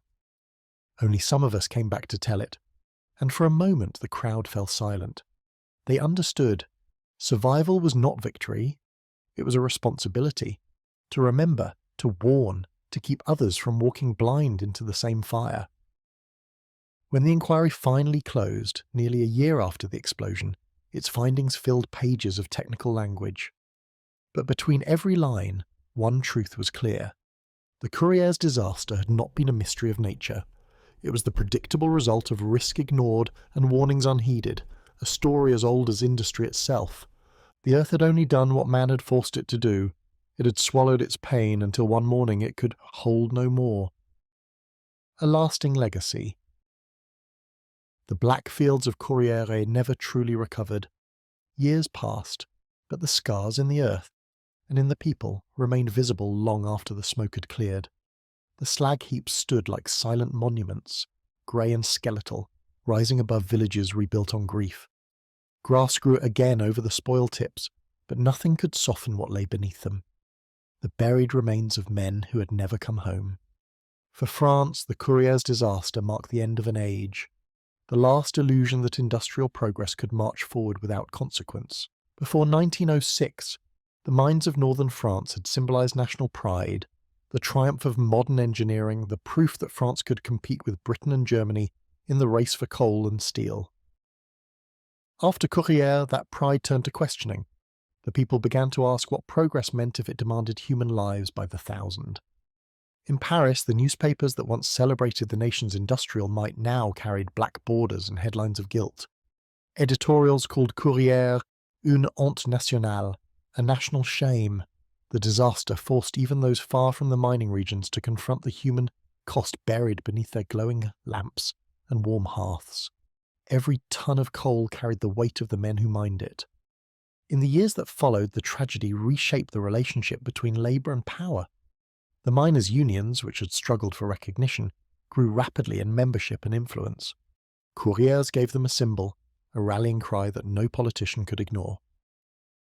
When workers struck in the following decade, they carried banners painted with a single phrase, "Justice pour Courrières." That demand wasn't only for retribution, it was for reform, for safety, dignity and respect. The government could not remain deaf to it. In 1907, just a year after the explosion, France established the Service des Mines de Sauvetage, the National Mine Rescue Corps. It was the first of its kind in the country. Trained teams of men equipped with breathing apparatus, gas detectors, and communication systems, modelled on the German brigades that had come to Courrières in 1906. The lessons of disaster became the blueprint for protection. Mining inspectors were granted more authority. Companies were required to install improved ventilation systems and to use water sprays to control coal dust. The same dust that had turned a small fire into a chain reaction of death. Every lamp, every charge, every shaft had to be recorded and tested. For the first time, safety became law, not suggestion. Across Europe, other nations took note.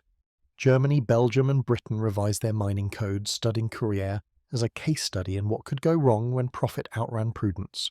Conferences were held, papers were written, engineers debated how to measure invisible danger, the weight of gas, the spread of dust, the strength of air currents underground.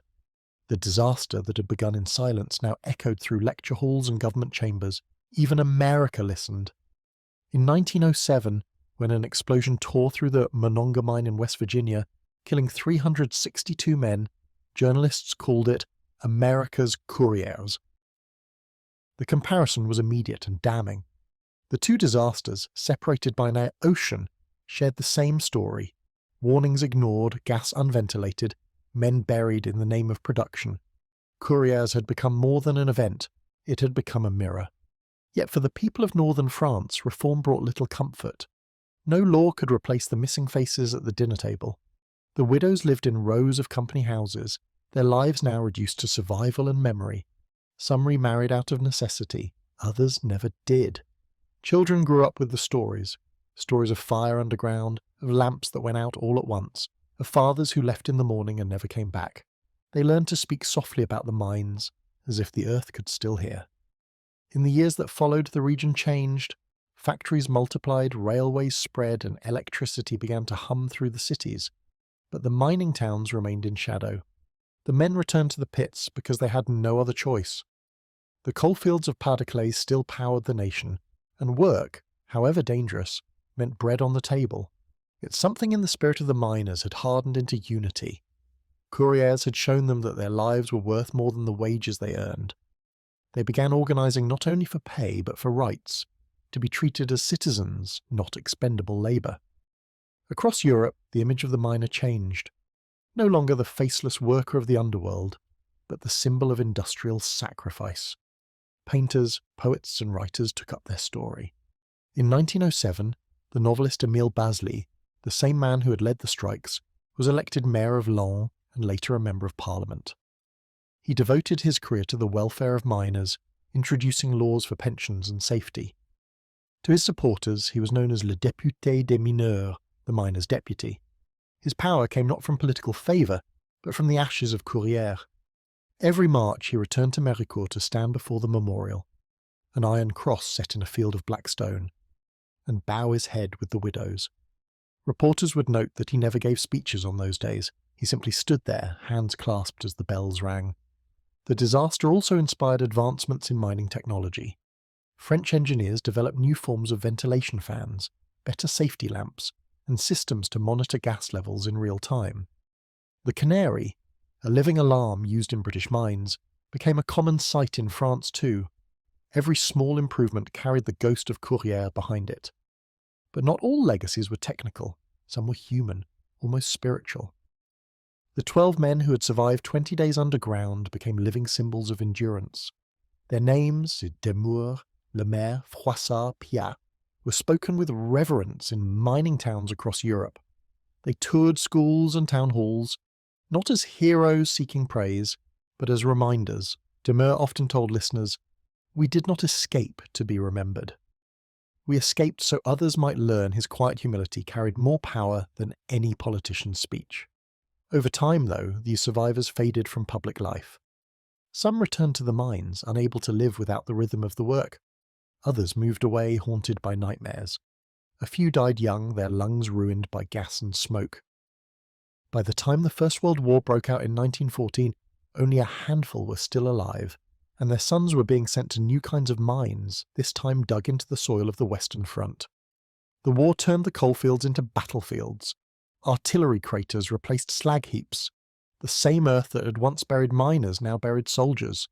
In a cruel twist of history, the lessons of Courrières about courage, comradeship, and senseless loss repeated themselves on a larger scale. When peace returned, so did mining. The world rebuilt itself on the same black fuel that had caused so much grief. Yet through all the decades that followed, through 2 wars, 2 generations, and the eventual decline of coal, Courrières was never forgotten. Each year the towns gathered at the memorial. The procession was always the same. Families walking behind banners stitched with the words "Souvenez-vous de Courrières." Schoolchildren carried flowers. Old miners carried lamps. They lit them at dusk and placed them on the ground, one for every life lost, a field of flickering light where the earth had once burned with fire. The lamps glowed like stars against the black soil. Even as the mines closed in the late 20th century, the ritual continued. The descendants of miners who had long since moved away returned each March to honour the dead. The last living survivor of Courrières died in 1950, but the memory outlived him, not just in France, but in every place where men descended into darkness to earn a living. In museums and union halls, the Courrières story became a lesson taught to apprentices, not as history to memorise, but as a warning to feel. Photographs from 1906, women weeping, rescuers kneeling beside coffins, the faces of soot-covered boys, hung on the walls beside modern safety posters. The message was unspoken but clear. This is why you test for gas. Why you listen when a man says the air smells wrong. Why you never treat routine as safety. In the 1980s, when France began closing its last coal mines, television crews filmed the dismantling of the old Courrières pitheads. The towers came down slowly, piece by piece, but the locals refused to let the memory vanish. They kept the memorial, the graves, and the museum that told the story. Schoolchildren still visit it today, learning not only about mining, but about responsibility, about what happens when warnings go unheard. The legacy of Courrières, then, is not only one of loss, it is one of reckoning. It forced a nation to confront the moral cost of progress. It gave birth to modern industrial safety. It bound a generation of workers together in solidarity, and it transformed an invisible class of labourers into the conscience of a country. Standing at the memorial now, over a century later, the landscape looks quiet. Green fields, birds, the faint hum of distant highways. But beneath the soil still lie the tunnels, sealed and silent, where the air once burned and the men of Courrières met their fate. The wind that crosses those fields carries the same whisper it always has. Souvenez-vous, remember. And in that remembrance lies the truest legacy, not in monuments or laws, but in the hearts of those who still light their lamps carefully, who still descend into the dark with respect, not pride. Because every miner who steps into the cage carries a piece of that March morning with him, the memory of how fragile life becomes when men forget to listen to the earth. And perhaps that is the greatest gift the dead of Courrières left behind, the knowledge that the progress, if it is to mean anything at all, must be built on a memory, not on ashes. The reflection. More than a century has passed since that morning in March, when the Courrières mines roared and fell silent. The towns that once trembled are calm now, the air is clear, the slag heaps are covered in grass and wildflowers. Children play where the smoke once rose, their laughter echoing over fields that no longer burn. Time has softened the edges of the tragedy, but it has never erased it. If you walk through Méricourt today, you can still feel it, not in what you see, but in what you don't. The streets are quiet, the church is modest, the rhythm of life gentle and deliberate. People here still speak of the mines the way others speak of ancestors, with respect, sorrow, and a kind of awe. In the cemetery, the memorial stands unchanged, a black iron cross against the pale northern sky. At its base, the names of the lost are carved into stone. The list seems endless. Wind whistles between the letters. Visitors leave small lamps, tokens, and bits of coal, polished smooth by hand. It is not a grand monument, but it does not need to be. Its simplicity tells the story better than words ever could. Every March they gather. Descendants, miners, teachers, and schoolchildren carrying white flowers. The bells ring again, just as they did in 1906, slow, and solemn. A priest reads a few lines from scripture. Someone plays a violin, and then there is silence. A silence that stretches across the crowd, across the fields, across the century that separates the living from the dead. It is in that silence that the true meaning of Courrières lives on, because the disaster was never only about a mine. It was about the fragility of life in the hands of progress, about the choices made in boardrooms that ripple through the homes of the poor. It was about how easily warnings can be buried beneath ambition, and how, when they are, the earth has a way of speaking louder than any man. The people of Courrières carried that truth like a wound and a lesson. Their suffering built reforms that saved thousands who would come after them. The laws that protect workers, the brigades that rescue the trapped, the air that is tested before the shift, all of it carries their fingerprints. The mine that killed them became the teacher that saved others. History rarely offers mercy, but sometimes it offers meaning. Standing at the edge of the old pitfields, it's hard to imagine what once was. The birds sing where the screams once rose. The grass hides the outlines of collapsed tunnels, but if you listen closely you can almost hear it. The echo of picks against stone, the faint hum of men at work, the heartbeat of a world built underground. And in that sound, distant but eternal, there is something almost holy. The miners of Courrières were not soldiers, not revolutionaries, not men seeking glory. They were fathers and sons, boys barely grown, men who asked for nothing more than to earn their bread. Yet in their labour they carried a nation forward, and in their deaths they reminded it of its soul. That is why their story endures, not as tragedy alone, but as testament. It tells us that progress without conscience is ruin, that warnings ignored become graves, that the price of what we build must never again be paid in silence. So the people remember. They remember in song and in stone, in the way they teach their children to respect the work that built their world. They remember when the lamps are lit at shift change, when the air smells faintly of coal, when the earth trembles just enough to remind them that it's alive. And somewhere deep beneath those northern fields the tunnels still rest, sealed, quiet, sacred, a tomb and a lesson. When the wind passes over the grass, it sounds almost like breath. When the bells toll each march, it feels like time itself pausing to bow its head.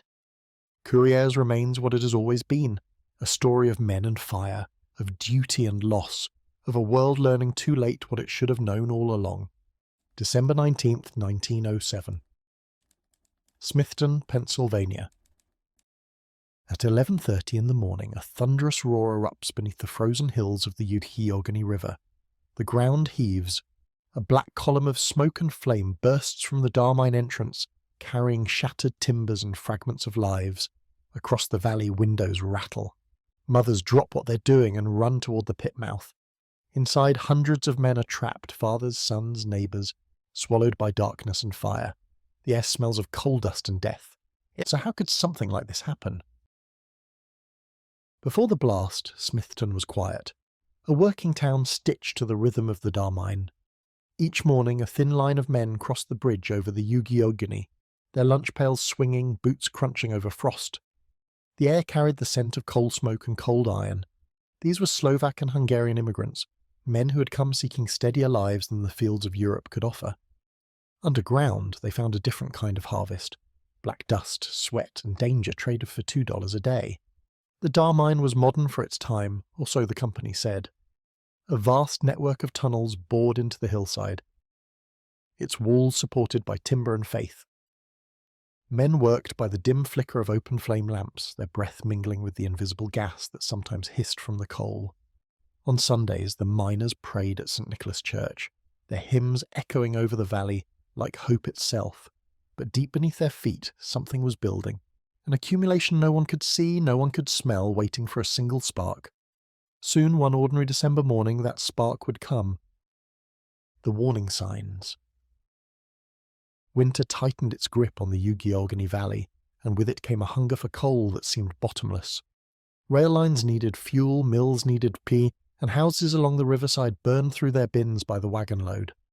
At the Darr Mine, production was not simply a target, it was a constant pressure that lived in the foreman's pocket watch and the ledgers on the clerk's desk. Every ton counted, every hour mattered. Men who'd come from villages in Upper Hungary and the hills of Slovakia learned quickly how the arithmetic worked. More cars loaded, more script earned, more food on the table. Safety lived somewhere down the list in the margin, acknowledged but often deferred.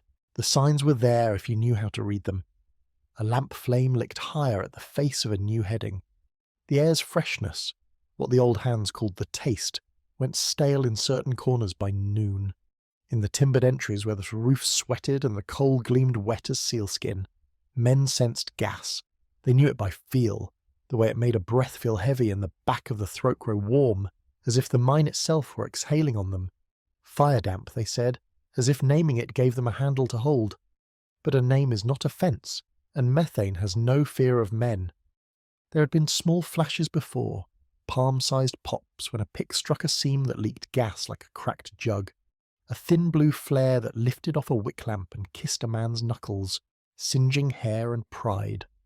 These were warnings dressed as stories. The night a brattice cloth fluttered like a sail, though no one felt a draught.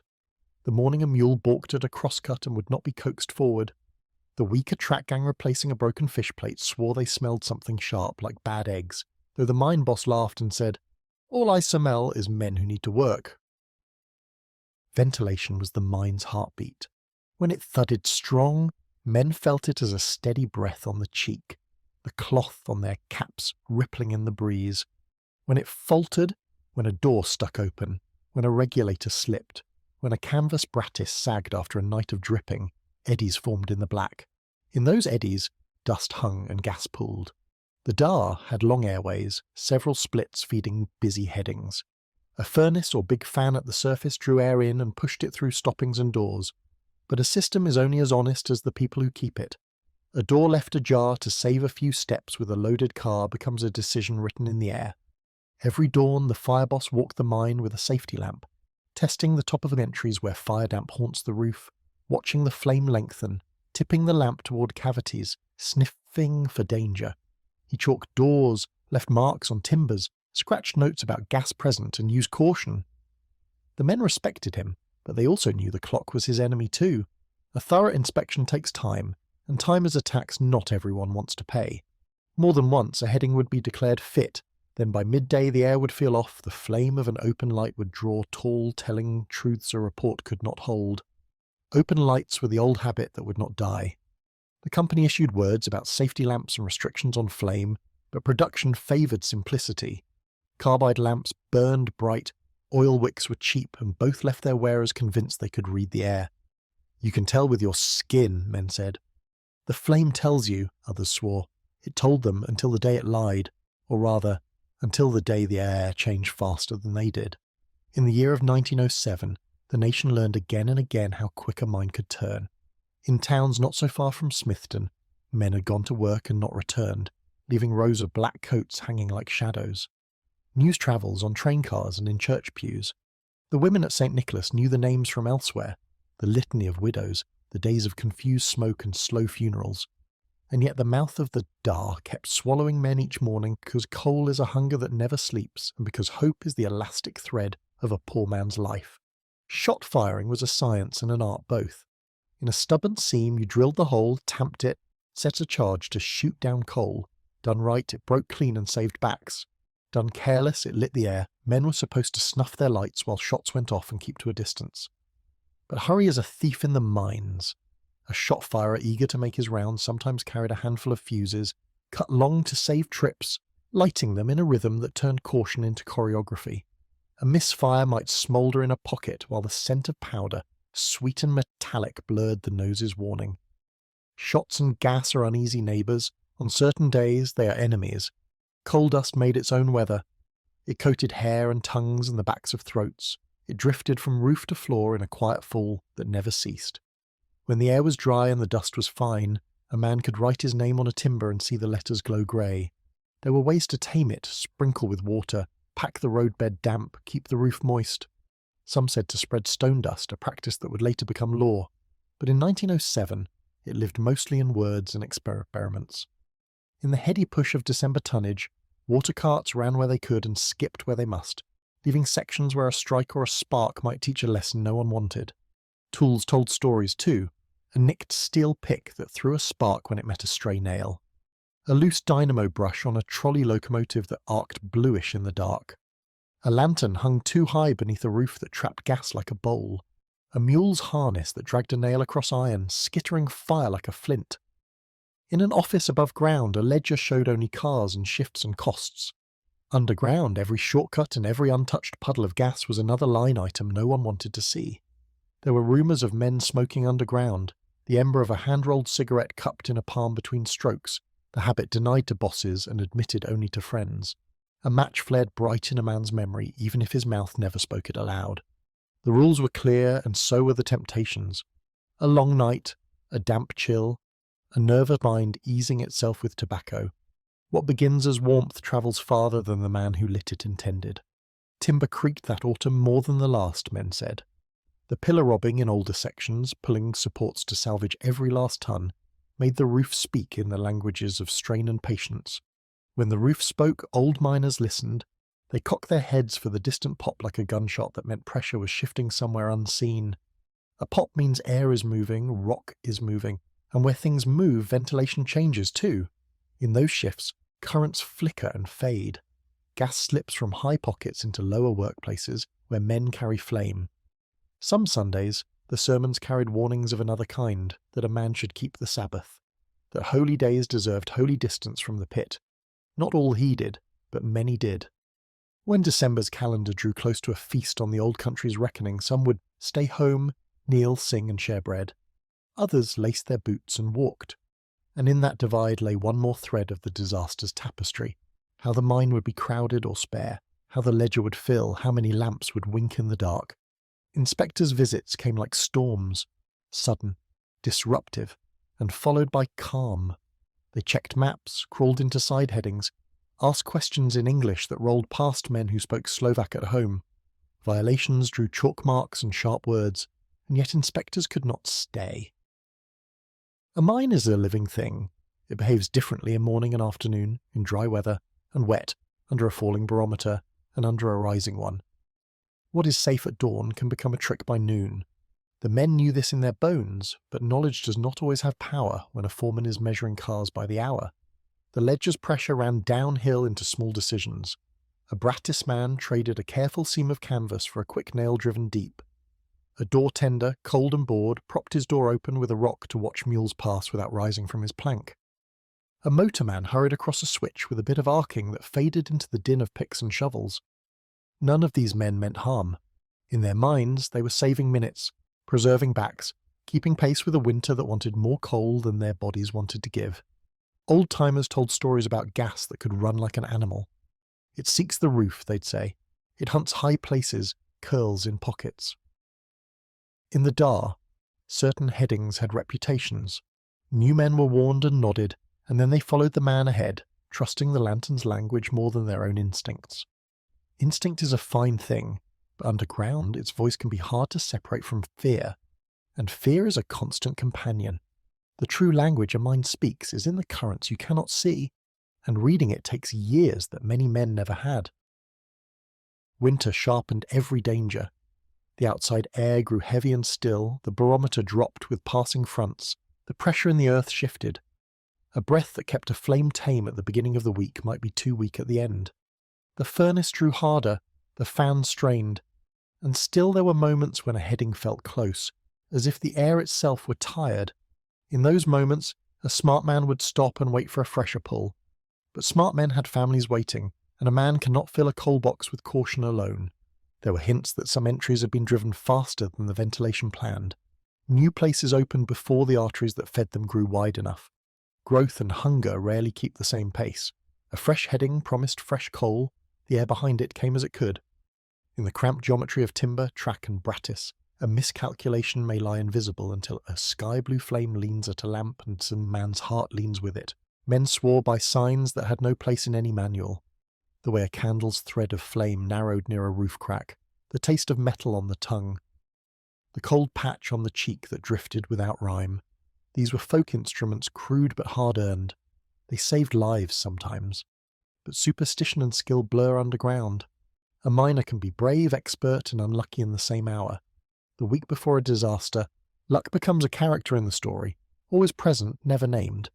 The company's paperwork would later list precautions: regulated shot firing, careful inspection, prohibition of open lights in certain headings, instructions to close doors and keep stoppings tight.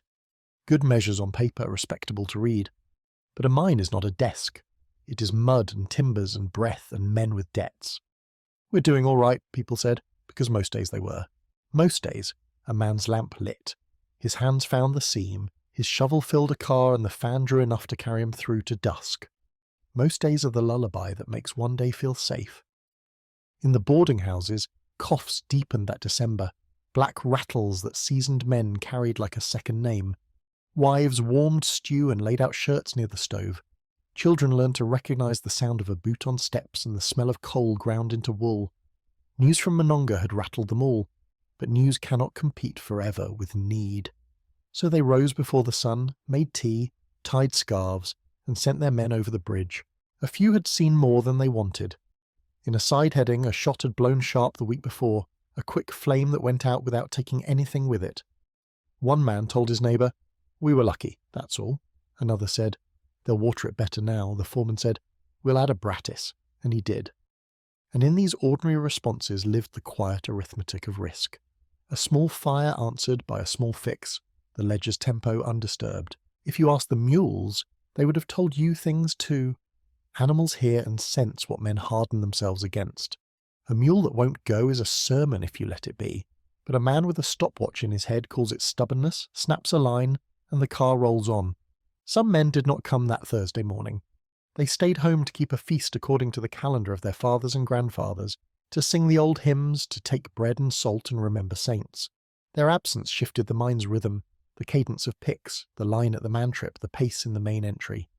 A thinner shift does not guarantee safety. Sometimes it only changes which places breathe and which do not. The maps on the mine office wall looked clean. Lines and numbers, crosscuts, headings, pillars and rooms. Underground, those lines blurred into places with smells and sounds that could not be charted. A seam that dipped sharper than expected turned a roof into a basin that caught more than water. A crosscut cut too near a fissure turned a doorway into a funnel that fed air one day and trapped gas the next. In the clean light above ground, such things are lines.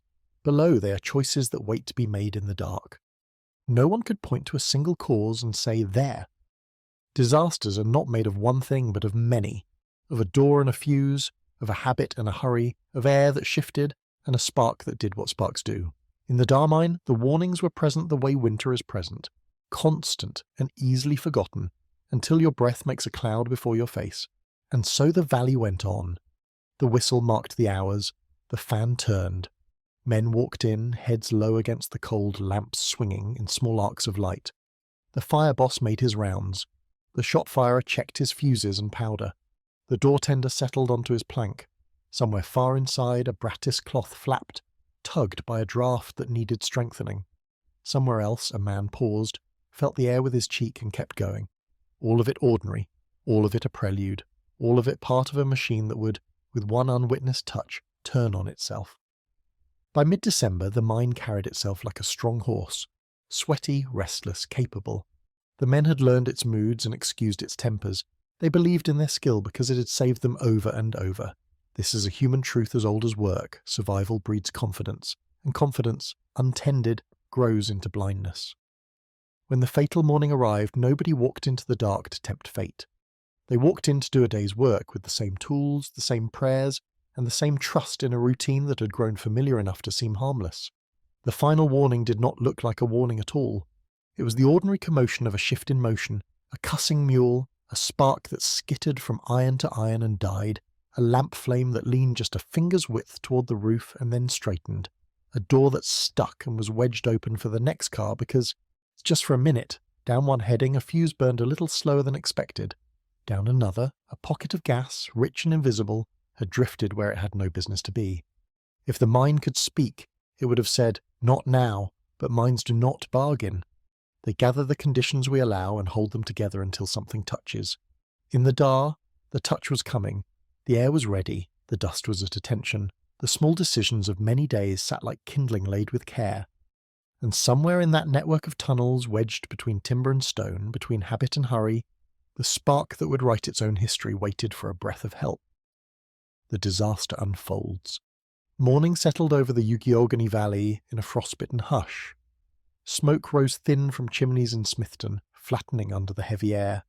The men had been underground for hours already, the day's rhythm well underway. Inside the Darr Mine, lanterns bobbed through the entries like a slow constellation.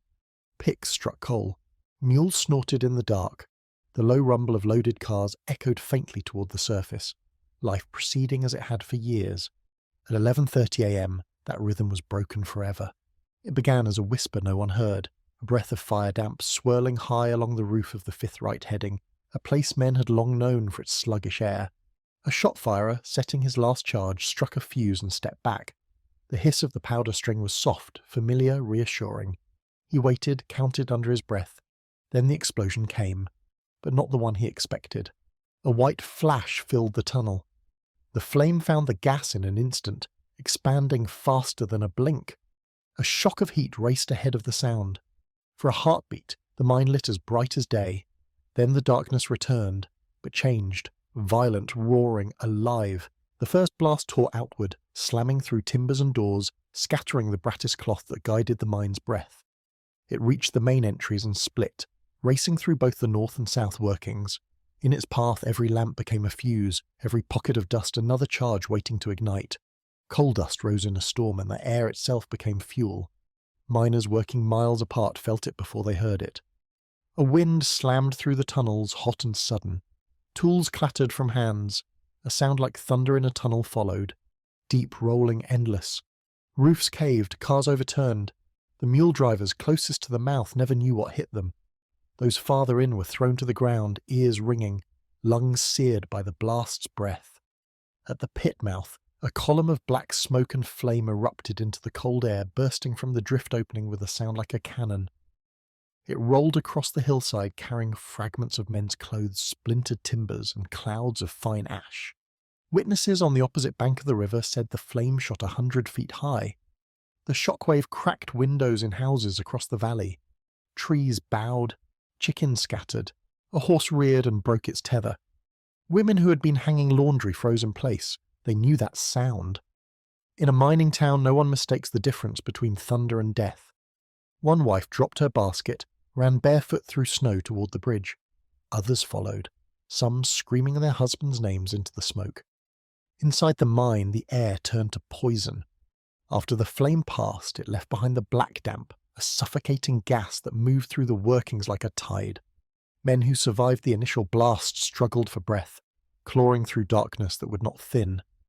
Those who could still move stumbled toward the airways they could no longer find. Some tied handkerchiefs around their mouths, a futile gesture of instinct. Others knelt in prayer, knowing the air would not last. A few near the outer headings managed to crawl toward light. They emerged burned, dazed, their clothes smouldering, eyes rimmed with soot. Their stories would later piece together the first fragments of what had happened. They said the fire came from below, that it roared like a furnace, that it rolled over them like a wall. They spoke of doors blown from hinges and men thrown against walls as if by the hand of God. Above ground, the mine tipple shook. The fan house shuddered. A foreman ran for the switch to cut power to the trolley lines. afraid of sparks igniting what might still be burning below. Others raced to the main opening, only to be driven back by the heat that poured out. The smoke was thick, sulphurous, heavy with the smell of burning timber and something else, something human. Word spread faster than the wind. Bells rang through Smithton. Men from nearby mines dropped their tools and ran. Within minutes, the road to the Darr was choked with wagons, horses, and crowds. Families gathered at the mouth, faces black with soot and grief. They waited for names that would not come. Down in the hill, the fire burned unseen. Pockets of methane flared in bursts, echoing like cannon shots. Each one sent a tremor through the ground. The mine's network of tunnels, miles long, acted like the lungs of a dying creature, exhaling smoke from multiple openings along the riverbank. At one drift mouth, a man shouted into the dark, only to hear nothing but the sound of air rushing out. The rescue attempts began almost immediately. A few volunteers tied wet cloths over their mouths, grabbed safety lamps, and stepped into the hell the Darr had become. They found wreckage within yards, splintered props, twisted rails, bodies blackened beyond recognition. The heat drove them back again and again. For every foot they gained, the air took one from them. On the ridge above, the women watched. They stood in clusters, shawls tight around their shoulders, eyes fixed on the black smoke that refused to stop. Some wept quietly. Others stood still as stone, their faces pale, waiting for the moment when the smoke might change colour or stop altogether. Any sign that the fire had burned itself out. By noon, the company office was chaos. Messengers rode to Connellsville and Pittsburgh for rescue crews, for engineers, for doctors. Telegraphs clicked through the region. Explosion at Darr Mine. Hundreds feared dead. The words repeated, multiplied, travelled farther than the smoke itself. Inside, the survivors' lamps flickered and died. Those who had made it to air crossings tried to follow the faint drafts, crawling on hands and knees through debris. Some sang hymns in the dark to keep each other from panicking. Their voices grew weaker with every verse. The gas was winning. By 1 o'clock, the heat at the main entrance had begun to subside enough for men to creep closer. They saw the fan house nearly destroyed, the intake ducts blown out like paper.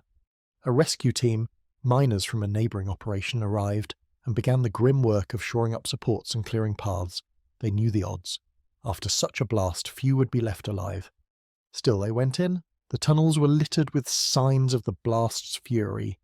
Iron rails bent like wire. Timber props sheared clean in two. The very rock of the coal face was scorched, its surface glazed by the heat. Tools were fused to the ground. In one heading, a row of cars lay overturned, their loads of coal still smouldering. Near them, the outlines of men lay where they had fallen, their shapes etched in soot against the wall. Everywhere the silence was heavy, broken only by the creak of settling rock and the hiss of unseen fires. The rescuers advanced slowly, marking their path with chalk, listening for any sound of life. In the distance, a beam cracked and fell. Dust rose again, thick and choking. They retreated, coughing, their lungs raw. "Too hot," one said. "It's breathing fire still." Outside, snow began to fall, thin flakes melting as they touched the blackened ground. The contrast was cruel, a white skid over a valley of smoke. Reporters began to arrive by afternoon, their notepads damp, their eyes wide at the sight. They asked questions no one could answer. How many men? How deep? Any survivors? The foreman could only shake his head. By evening, the first bodies were carried out. They came wrapped in canvas, laid in rows near the riverbank. Families pressed forward, desperate for names, but most could not recognize the faces. The heat had taken more than life. It had taken identity itself. Priests from St. Nicholas came with lanterns and prayers, murmuring the rites of the dead in Slovak, the words rising and falling with the hiss of the wind. As night fell, the fire still raged below. Flames licked the mouth of the mine, dim but stubborn. A team tried to seal the openings to smother the oxygen, but each attempt was met with a new burst of heat. The earth seemed determined to keep breathing. In Smithton, every window glowed with lamplight that night. Mothers kept vigil. Children slept fitfully, dreaming of the roar they'd heard.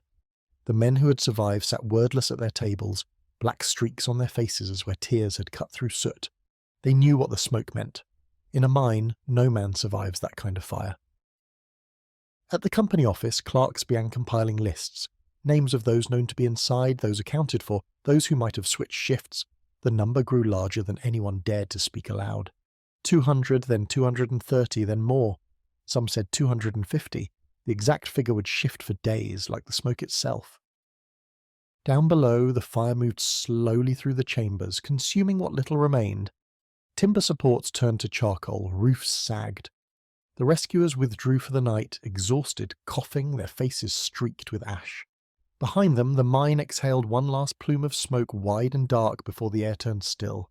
The Darr Mine had become a tomb. At dawn the next morning, frost clung to everything, the trees, the rails, the ropes, by the mouth of the pit. Men gathered again, silent, shivering, waiting for orders. The fan had thus stopped turning. The valley smelled of sulphur and sorrow. The rescue effort would continue, but everyone knew what they would find inside. Only questions remained. Who was to blame, how it had begun, and whether any man still breathed below that hill. The answers waited in the dark. The morning after the explosion broke cold and grey. The sun tried to pierce the haze that hung over Smithton, but could not. Smoke from the Darr still curled in slow ribbons from the hill's side, mingling with the fog off the Ugeogany River. A thin crust of frost glistened on the wreckage around the fan house, and the silence was heavy enough to make men whisper when they spoke. By dawn, hundreds had gathered, wives clutching shawls, children huddled beside them, miners from nearby operations standing grimly with lanterns and picks. The valley had become a vigil. Horses steamed in the cold as wagons from Connellsville and Fayette City arrived with rescue crews, doctors and priests. Men of the U.S. Bureau of Mines came as well, their faces drawn and sober. Everyone knew the odds. No one expected miracles. Still, the miners insisted on going in. They waited until the air at the driftmouth cooled enough to breathe. The fan had been restarted with a makeshift patch, forcing a faint current through the tunnels. The first rescue teams entered around mid-morning, 4 men at a time, roped together, carrying safety lamps and stretchers. Behind them, others stood ready with the canvas shrouds. The smell that met them was indescribable. Burned timber, sulphur, and something acrid and final.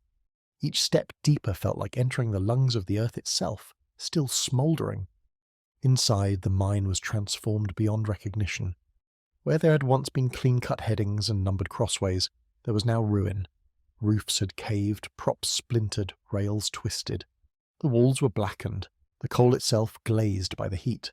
Smoke hung thick even after the night's ventilation. It coated every surface, clung to the tongue, stung the eyes. Their lamps glowed dim through the haze, small islands of light swallowed by darkness. They advanced slowly. At the first turn they found the bodies of 2 men, door tenders, perhaps, crumpled near their posts, faces blackened, limbs drawn tight by heat. The doors themselves were gone, blown apart. A few yards farther, a mule lay on its side, the harness burned away. The rescuers marked the location in chalk and pressed on. The silence underground was absolute. Not the living kind of quiet, but the absence of everything. No dripping, no creaking, no sound of air. Only the scrape of boots and the faint rattle of gear. In one entry they found the remains of a brattice cloth fluttering weakly, still burning at the edges. Beyond it, a pocket of gas forced them back. The air hissed faintly as if exhaling through a wound.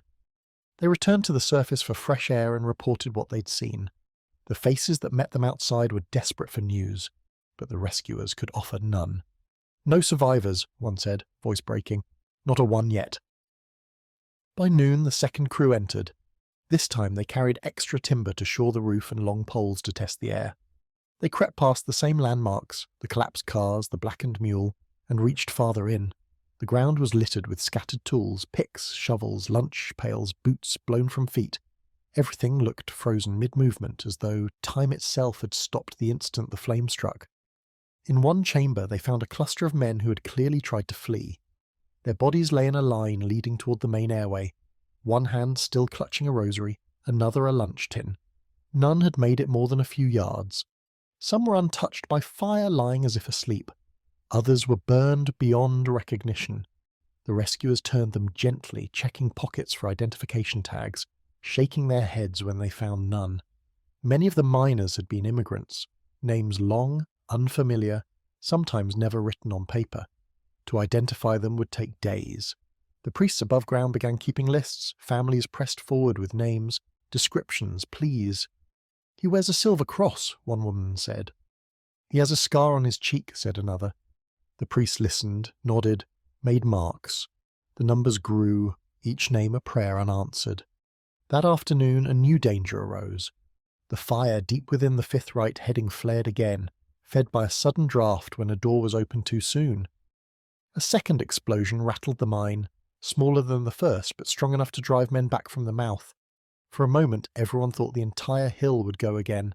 Women screamed. Rescuers stumbled from the entry coughing, eyes wide with fear. The smoke turned darker, tinged red from reflected flame. They shut down the fan and waited, listening to the earth growl and then fall still again. By evening the decision was made to seal parts of the mine. Engineers from Pittsburgh declared the air too dangerous to support continued entry. They began building bulkheads of brick and clay at the main drifts, hoping to starve the fire of oxygen. It was grim work. Each blow of a hammer echoed like a tolling bell, a wall being built between the living and the dead. The families begged them not to stop, but even the strongest men could not fight both flame and gas. For 2 days the mine stayed sealed. Smoke seeped through cracks, curling up into the winter air like incense from 1,000 unseen candles. The valley smelled of burnt earth and grief. Trains brought coffins by the carload, plain wooden boxes stacked near the riverbank, waiting for bodies that had yet to be found. Reporters wrote that the Darr was a furnace beneath the hills, and that all hope was gone. On the third day after the fires had finally subsided, crews broke through the seals. The air that rushed out was foul, thick with carbon monoxide and dust. They waited again, then went back in, this time with wet cloths over their faces, crawling on their hands and knees to stay below the heaviest gas. Their lamps showed the same scenes repeated again and again. Men where they had fallen, hands raised in defense or prayer, are grouped together as if they tried to help each other in the final seconds. There was no sign of panic, only the stillness of sudden death. At one crosscut near the old workings, they found something remarkable. A group of miners, 7 in all, had survived the first blast long enough to build a barricade of boards and sacks. They had sealed themselves in, hoping to outlast the gas. On the wall behind them was a faint message scratched with a pick. "Pray for us." They had suffocated before rescue could reach them. The words, when later reported, would become the symbol of the entire tragedy. The work of recovery stretched for weeks. Each day brought new discoveries, each one a blow. By Christmas Eve, nearly all the reachable bodies had been found, 239 men in total, though some accounts placed the number higher. The count included boys as young as 16 and men well into their 50s. The miners' ethnic societies and church groups took turns identifying and burying their own. Coffins lined the road to Smithton, carried by horse-drawn wagons draped in black. Bells tolled from St. Nicholas without pause. Those who survived by chance carried their own burden. A few men had stayed home that day to observe the feast of St. Nicholas on the Julian calendar, their families following the old country's tradition. They were alive because of faith, not foresight, and the weight of that grace haunted them. They walked through town with bowed heads, avoiding the eyes of widows who wondered why their husbands had not been among the lucky few. The company offices filled with reporters, investigators, and officials from the state. Questions piled high, but answers were scarce. The mine maps were incomplete, ventilation records inconsistent, and testimony fragmented. Some blamed open lamps, others pointed to a misfired shot or a door left open. The superintendent insisted the workings were in good condition. The surviving miners said otherwise. But the truth, buried beneath hundreds of feet of collapsed tunnels, could not be reached. The mine's entrances became makeshift chapels. Families laid flowers and candles at the drift mouth, their flickering light casting halos on the soot-stained rock. Women knelt in the snow, whispering prayers for souls they could no longer hope to recover. Children watched silently, clutching their mothers' skirts, too young to understand, but old enough to feel the weight of absence. Day by day, the rescuers carried out the last of the bodies. The ground around the mine turned to mud, trampled by boots and wheels. The priests' voices grew hoarse from prayer. At night, the town glowed dimly under gaslight, but the streets were empty. The sound of shovels striking earth in the cemetery echoed across the valley long after midnight. Then in early January, the last group of searchers emerged, carrying the final remains. They set the stretcher down beside the others, covered it gently, and stood in silence. One of them crossed himself, another removed his cap. "That's all of them," the foreman said quietly. "God rest their souls." When the work was done, the mine was sealed again. this time for good. Stone and timber closed the entrances. The fan stopped. The valley went quiet. In Pittsburgh, newspapers called the Darr explosion the worst mining disaster in Pennsylvania history. In the same month, Monongah, Naomi, Yolande, other names, other graves, filled the front pages. It was the deadliest year the coalfields had ever seen. Across the country, men began to speak the word safety in a new way, though for the families along the Sciogini, such words came too late. Back in Smithton, the funerals went on for days. The churchyards filled beyond capacity, forcing new graves to be dug on the hill. Snow fell through the ceremonies, silent and relentless.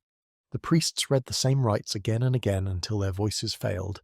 Each coffin lowered was another piece of the town itself disappearing underground. When the last service ended, the bells fell silent.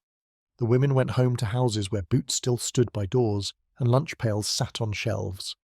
The sound of the mine fan, once the heartbeat of the valley, was gone. In its absence, the town felt hollow. Children learned to walk past the riverbank without looking toward the hill. For weeks after, the smoke still seeped faintly from cracks in the earth, thin wisps rising like ghosts. Some said they could smell the fire in the air long into spring. Others claimed they heard sounds in the night, a distant echo like picks striking rock or voices carried on the wind. The mine was sealed, but its presence lingered, heavy and unseen. The investigation would eventually conclude that gas had ignited from a lamp or shot, that coal dust had magnified the blast, that poor ventilation and human haste had done the rest. But no report could capture the truth the town already knew. That danger had been living with them all along, quiet, invisible, waiting for its moment. For generations, miners would tell the story of the Darr, the day the river valley shook, the day smoke turned the snow black. Fathers warned sons about air that could kill without colour or smell. Wives learned to listen for silence more than for sound. And every December, the bells of St. Nicholas tolled again, one for each man lost, their echo travelling across the Sciogini as the valley bowed its head. The disaster had ended in hours, but its unfolding, its aftermath, its reckoning had only begun. The earth had taken its toll, and the town would spend years learning how to breathe again.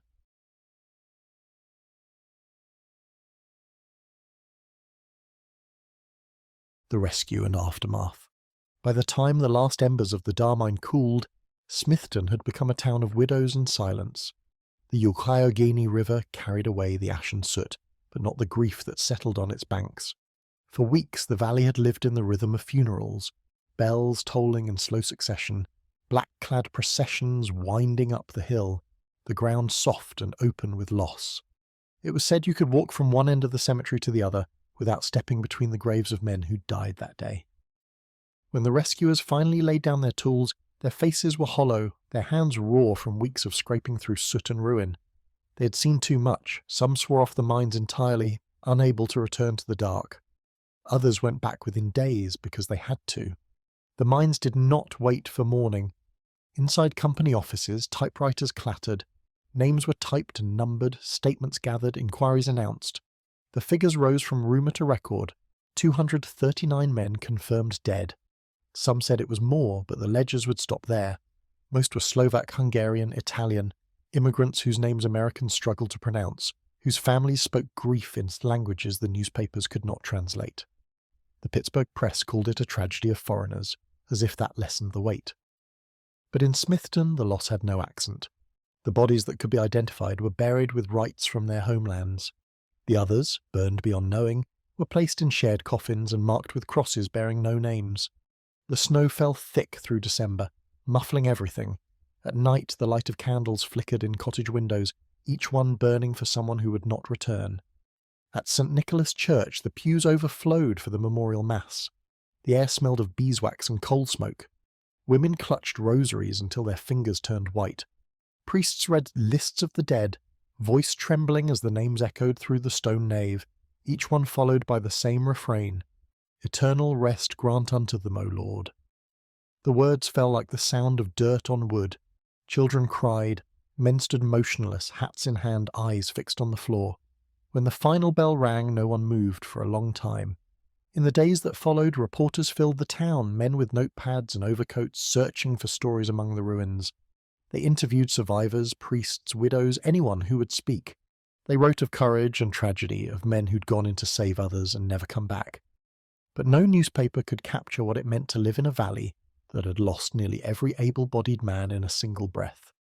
The stories could describe the fire, the smoke, the official numbers, but not the sound of a mother calling into an empty room, not the way the mine whistle's silence made the mornings unbearable. The company's response was swift but hollow. Officials promised compensation, $100 for each man killed. The checks came with clauses. Final settlements, no further claims. To families that had lost their breadwinner, even that felt like charity soaked in insult. Some refused to sign, others had no choice. Food was running out and winter was not done with them. Charity committees formed in Pittsburgh and Connellsville. Money came in from churches, labor unions, and strangers moved by the headlines. Boxes of clothing and food arrived by rail. Volunteers distributed them door to door, though no gesture could fill the empty chairs by the hearth. The miners' wives took in laundry, some found work in kitchens or boarding houses. Others gathered each night to pray, their candles flickering in rows on windowsills that faced the dark outline of the mine. The glow looked like a constellation born of grief. Within weeks, investigators from the state began their inquiry. They descended into what remained of the Darr's lower levels once the air was clear enough to enter. The tunnels were still blackened, the timbers brittle, the air heavy. They walked with notebooks and safety lamps, sketching damage, measuring the distances where the blast had turned coal into glass. The conclusion, when it came, was simple and damning. Methane gas, ignited by an open flame likely at a miner's lamp, or the spark from a shot. They called it the inevitable result of unsafe conditions. The phrase appeared in the report like punctuation on a eulogy written too late. But everyone in Smithton already knew. The miners had spoken of gas, of poor ventilation, of warnings unheeded. The fire bosses had marked their doors and filed their reports. The company had weighed the risk and kept digging. Profit and pressure had done what they always did, turned time into danger. At the same moment, across the country, the nation was beginning to realize that something had to change.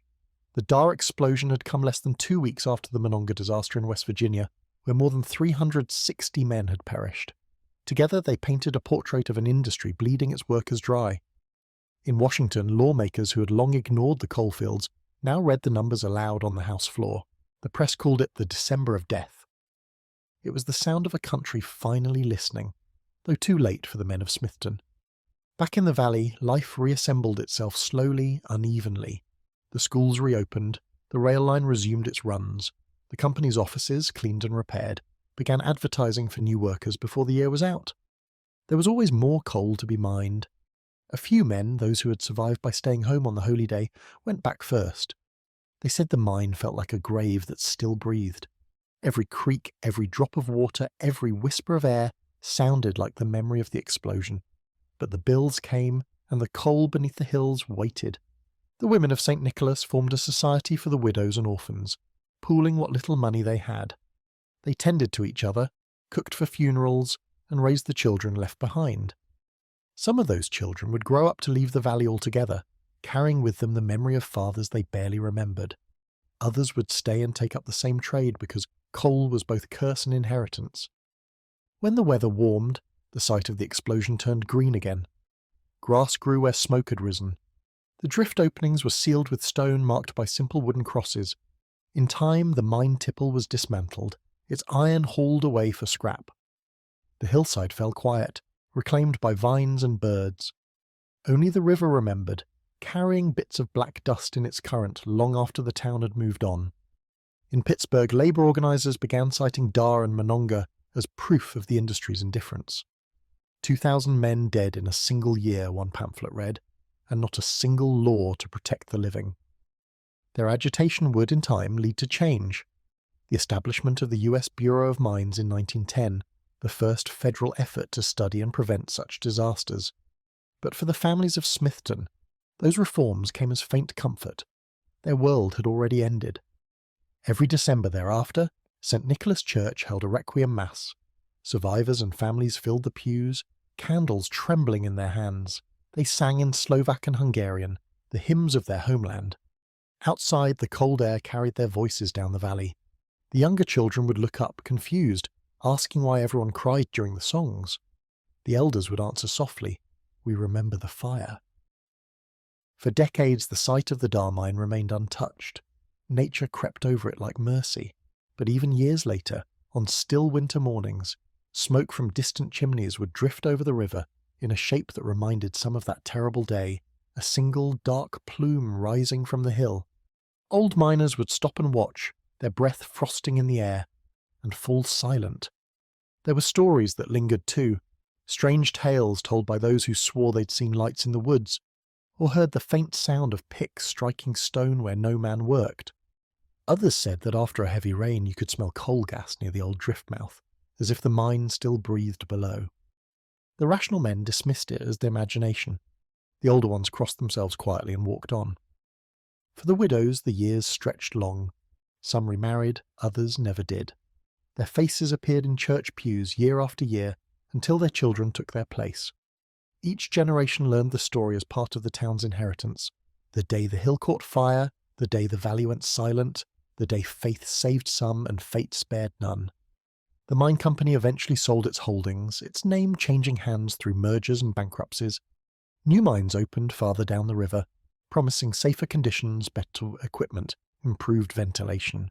Yet every man who walked into a new shaft still carried the ghost of Darr with him. He knew that every light he struck, every match he lit could awaken what sleeps in stone. By the 1930s, when the coal boom faded and the Depression spread across Pennsylvania, few of the original survivors remained.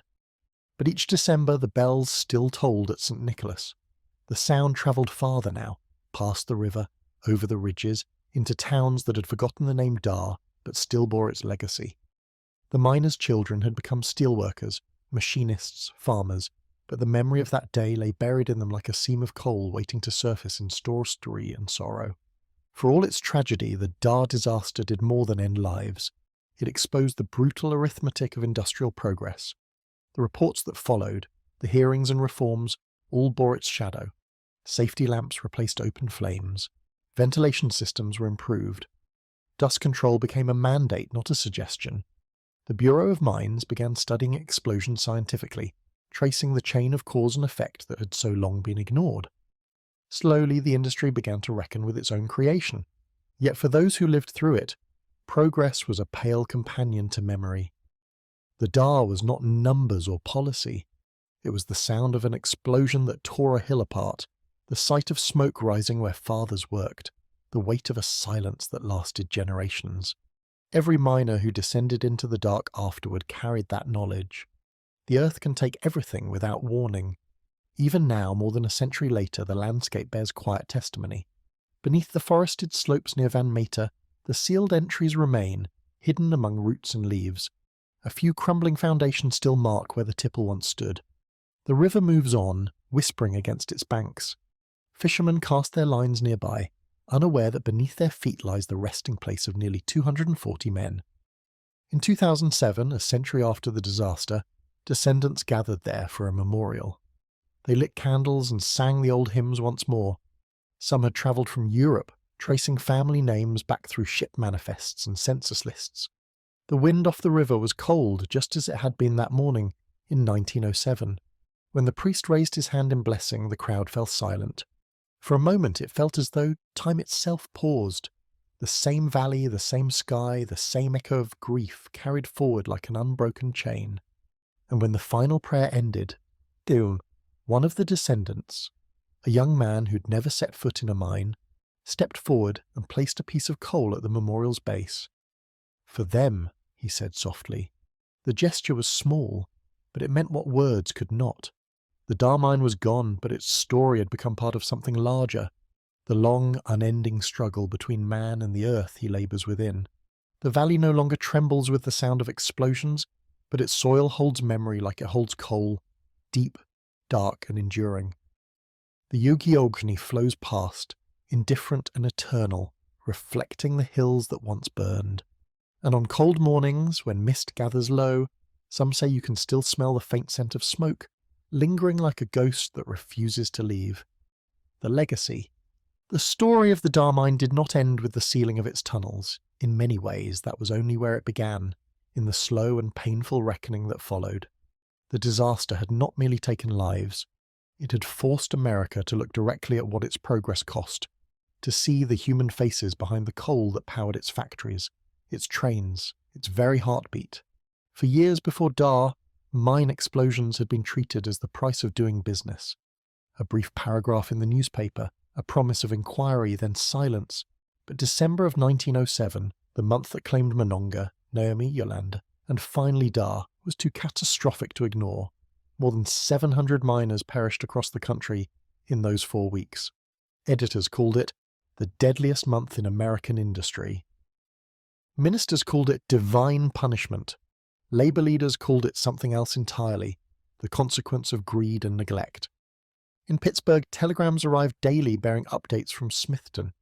The headlines grew bolder, the tone more furious. "Mine after mine blows men to bits," read one. "When will Pennsylvania learn?" asked another. The public began to understand what the miners had always known, that the same forces which drove the economy forward also drove men underground and often left them there. Investigators came from Harrisburg, from Washington, from the Bureau of Mines newly forming in response to public outrage. Their reports were clinical, precise, and quietly damning. The Darr explosion, they wrote, had been caused by fire damp methane gas, ignited by an open flame, likely from a miner's lamp or a misfired shot. Poor ventilation and heavy coal dust had turned the mine into a powder keg. The systems designed to prevent such an event were inadequate or inconsistently maintained. That phrase, inadequately maintained, became a euphemism for indifference. But the true legacy of Darr was not written in reports.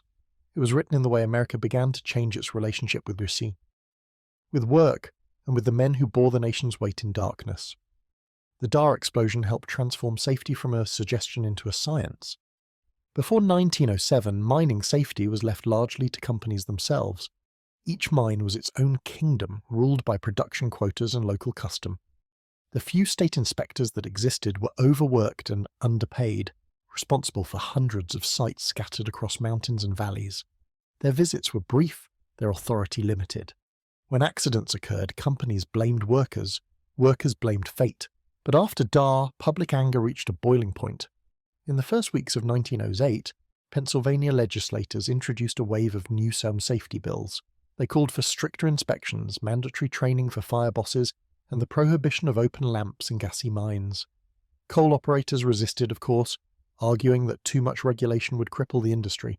But even they could not deny the numbers. In that single year, more than 3,000 miners had died nationwide. Fathers, sons, and brothers reduced to figures in ledgers and graves in frozen ground. The outrage had become too large to contain. The creation of the U.S. Bureau of Mines in 1910 was the most enduring outcome of that fury. Its mission was simple but revolutionary: to study the causes of mine explosions scientifically, to develop methods for prevention, and to protect the lives of miners through research rather than luck. It was the first time the federal government acknowledged that the cost of industry could not be measured in profit alone. And though it would take years for those changes to reach every hollow and valley, the foundation was laid in the ashes of the Darr mine. Engineers began to experiment with safer lighting, enclosed lamps, electric torches, and devices that could test air for gas before men entered. The Bureau's experimental mines in Pittsburgh and Brewston became laboratories for safety, where scientists recreated explosions under controlled conditions to understand how gas and dust behaved. Out of those experiments came new technologies: water sprays to keep dust down, rock dusting with limestone to neutralize explosions, and fans that could circulate air deep into the workings. Each innovation bore the fingerprints of tragedy, Monongah, Naomi, Darr, written into the margins of progress. Yet for all the scientific gains, change at the human level came slower. The widows of Smithton still lived in poverty. Their children still went hungry. Relief funds dried up within a year and charity faded with the headlines. Some families left Pennsylvania entirely, joining the migration west to newer coalfields in Illinois and Ohio. Others stayed, building new lives from the ruins of old ones. But in every mining town from West Virginia to Colorado, the name Darr became a warning told to new hires before their first descent. Respect the air, respect the gas, it waits for carelessness. In the decades that followed, the Darr mine itself disappeared from the maps. Nature reclaimed the site, grass growing over the drift mouths, trees swallowing the rail beds. Only the small cemetery on the hill remained, its headstones carved with unfamiliar names and foreign prayers. The locals tended it quietly. Each December, a few surviving families gathered there with flowers and candles. They did not speak much. The act of coming was enough. As time passed, memory became history. The children of the dead became old men themselves, their recollections fading like the soot stains on the rocks. Some recalled the day the sky turned black. Others remembered the sound of the explosion echoing off the river valley. A few spoke of dreams they'd had afterward, of voices calling from the hills, of the smell of smoke that lingered for years. The Darr disaster became part of local folklore, woven into the landscape like a scar the earth refused to hide. By mid-century, when coal production peaked again during the wars, the lessons of Darr were cited in textbooks and training manuals. The Bureau of Mines taught its recruits about the December disasters, case studies in human error, and the evolution of safety engineering. The language was dry, academic, almost detached. But beneath the diagrams and flowcharts, the human story still breathed. Each figure, each technical finding had been bought with human lives. The 1950s brought mechanization, electric drills, conveyor belts, and stronger ventilation fans. Mines grew deeper and more complex, but also were in many ways safer. Dust explosions became rarer, gas detection improved, the number of fatalities dropped, and yet, even as technology advanced, the moral equation remained the same. Profit versus precaution, speed versus safety. Every new generation of miners learned the same truth their grandfathers had known, that the earth has patience but not forgiveness. In Smithton, the Darr site was almost forgotten by then. The old church burned and was rebuilt. The cemetery fence rusted. Only a few local historians kept the story alive. In 1957, on the 50th anniversary, a group of townspeople held a small service. They erected a simple stone monument near the old drift entrance, inscribed in both English and Slovak. In memory of the 239 men who perished here, may their sacrifice never be forgotten. Few outside the valley attended, but for those who did, the air felt heavy, as if the ground beneath them still remembered the roar that had once split it open. Through the latter half of the 20th century, America's appetite for coal waxed and waned. New energy sources rose and many old mines closed. But each time another explosion occurred, in Kentucky and West Virginia and Utah, the headlines echoed the same refrain. Safety measures ignored, company failed to act, and families left to grieve. The ghosts of Darr walked those tunnels too, reminding everyone that the lessons of the past are easily learned and easily forgotten. In the 1980s, the US Bureau of Mines published a centennial report on the progress of mine safety. It cited the Darr disaster as one of the pivotal events that had shaped the agency's mission. Fatalities, once in the thousands, had dropped by more than 90%. Methane detection systems, automatic shutoffs, and modern rescue teams had turned mining from a gamble into a profession. The report concluded optimistically. The miner of today stands safer than at any point in our history. Yet even that statement carried a shadow because history has a way of humbling certainty. The descendants of the Darr miners carried on in quieter ways. Some left mining entirely, their children becoming teachers, engineers, and clerks. Others stayed in the valleys of Pennsylvania, their lives still measured by the shift whistle and the smell of coal smoke in winter. For many, pride in their ancestors mingled with sorrow. They spoke of men who had come to America seeking opportunity and found only the grave, but they also spoke of resilience, of how their families had endured, built churches, raised children, and kept faith alive in a land that had nearly taken everything from them. In 2007, 100 years after the explosion, the town gathered again. The hill overlooking the river was quiet that morning, blanketed in snow.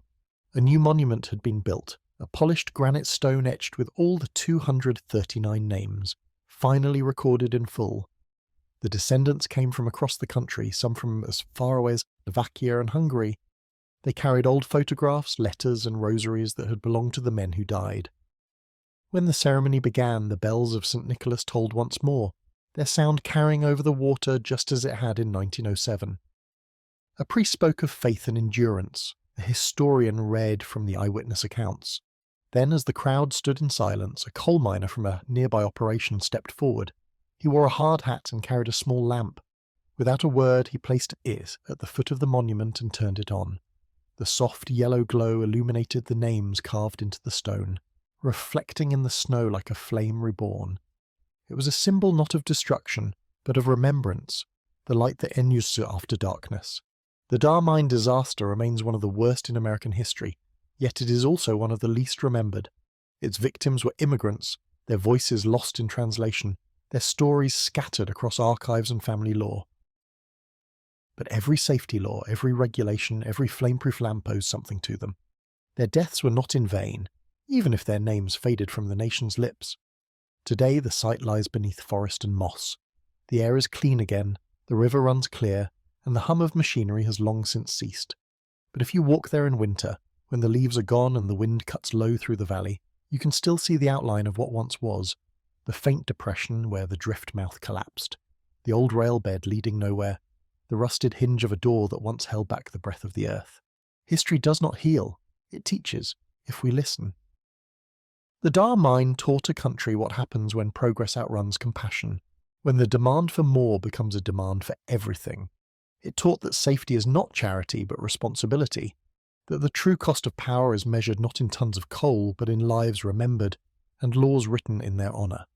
And though more than a century has passed, the echo of that December morning still lingers beneath the hills of Pennsylvania, in the whisper of wind through bare trees, in the hum of modern machinery that runs safer now because of them, and in the quiet promise that their story, once born in darkness, will never again be buried there. The reflection of losses. Today, the Darr Mine exists only in memory, a hollow beneath the hills of Pennsylvania, sealed by stone and time. The earth has long since healed over its wounds. Grass grows thick where smoke once rose.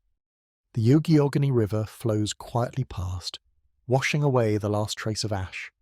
Yet even now, when the wind is still and the air carries the faint scent of cold iron and pine, those who know the story say they can feel it, a heaviness beneath the soil, like the earth remembering what it was made to hold. Every December, descendants gather at the monument. Some come from nearby towns, others travel across oceans. They bring wreaths, candles, and the old hymns their ancestors sang in the language of their homeland. The ceremony is small, unpublicized, but it feels larger than it looks. When the bells of St. Nicholas toll 239 times, the sound rolls through the valley like a heartbeat returned to the land. It is the sound of memory refusing to die. To walk the ground today is to walk on history, not the kind written in books, but the kind that lives in silence. The faint outline of the railbed still cuts through the woods. If you follow it, it leads you to a low rise where the mine once opened its mouth to swallow men whole. There is nothing left now but moss-covered stones, a few rusted bolts, and the weight of the air. But if you close your eyes, you can almost hear it, the sound of shovels, the creak of timber, the distant hum of the fan that once kept men alive, the sound of work, of courage, of risk accepted without choice. In its quiet way, the Darr Mine Disaster changed more than just mining laws. It changed how America understood labour itself. It reminded the nation that progress was not an abstract thing built from machines and money, but from human lives. That every ton of coal that lit a city came from the sweat of men who worked in the dark so that others could live in the light. That safety, dignity, and justice were not luxuries, but debts owed to those who had paid the ultimate price. The lesson was learned, forgotten, and learned again, as all such lessons are. New mines would open, new tragedies would follow. Each time reporters would write of the worst disaster since Darr. Each time families would gather around photographs of men who never came home. And each time the same truth would echo: the earth is patient, but it never forgives carelessness. For the people of Smithton, life eventually resumed. Children grew, churches rebuilt, laughter returned to the valley. But the old ones never forgot.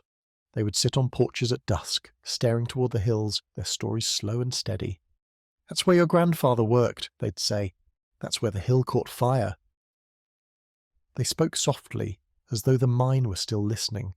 And maybe it is. Beneath the layers of soil and root, the tunnels remain, collapsed, silent, filled with the dust of time. The men who died there are part of the bedrock now, their names carved not only into stone but into the moral foundation of an industry that learned painfully what its labour truly cost. The Darr disaster reminds us that history is not just what happened, but what continues to happen when we stop paying attention. It is the echo of a decision made too quickly, the consequence of a warning ignored, The result of believing that tomorrow will always come. It is the human story, our brilliance and our blindness intertwined. Standing on that hillside today, it's easy to imagine the valley as it was that morning in 1907, the river frozen at its edges, smoke rising from chimneys, men crossing the bridge with lunch pails in hand. You can almost see their silhouettes against the pale winter sky, proud, tired, unaware of what waits below. And for a moment you wish you could call out to them, tell them to turn back, to take one more day, to wait for safer air. But history cannot be undone. It can only be remembered. So we remember. We remember the 239 men who entered the Darr Mine that cold December morning and never returned. We remember their families, who carried on without them. We remember the lessons their sacrifice carved into the conscience of a nation. Because if we forget, the darkness they faced will rise again, in new forms, under new names, in new industries that once more choose profit over people. The story of Darr is not just a story of coal, it is a story of humanity, of what we owe each other when we build, when we dig, when we dare to reach for progress at any cost. When the bells finish tolling, the valley grows quiet again. The river moves, the wind shifts, the candles flicker out, but the memory remains, steady, enduring, alive beneath the soil. And somewhere deep in the earth, the last ember of the Darr Mine still glows faintly, not as a fire of destruction, but as a light of remembrance. Because even after the smoke fades and the machinery stops, one truth endures. When the flame went out in the Darr Mine, it lit something greater in the hearts of those left behind. And though the mine fell silent, its story never will.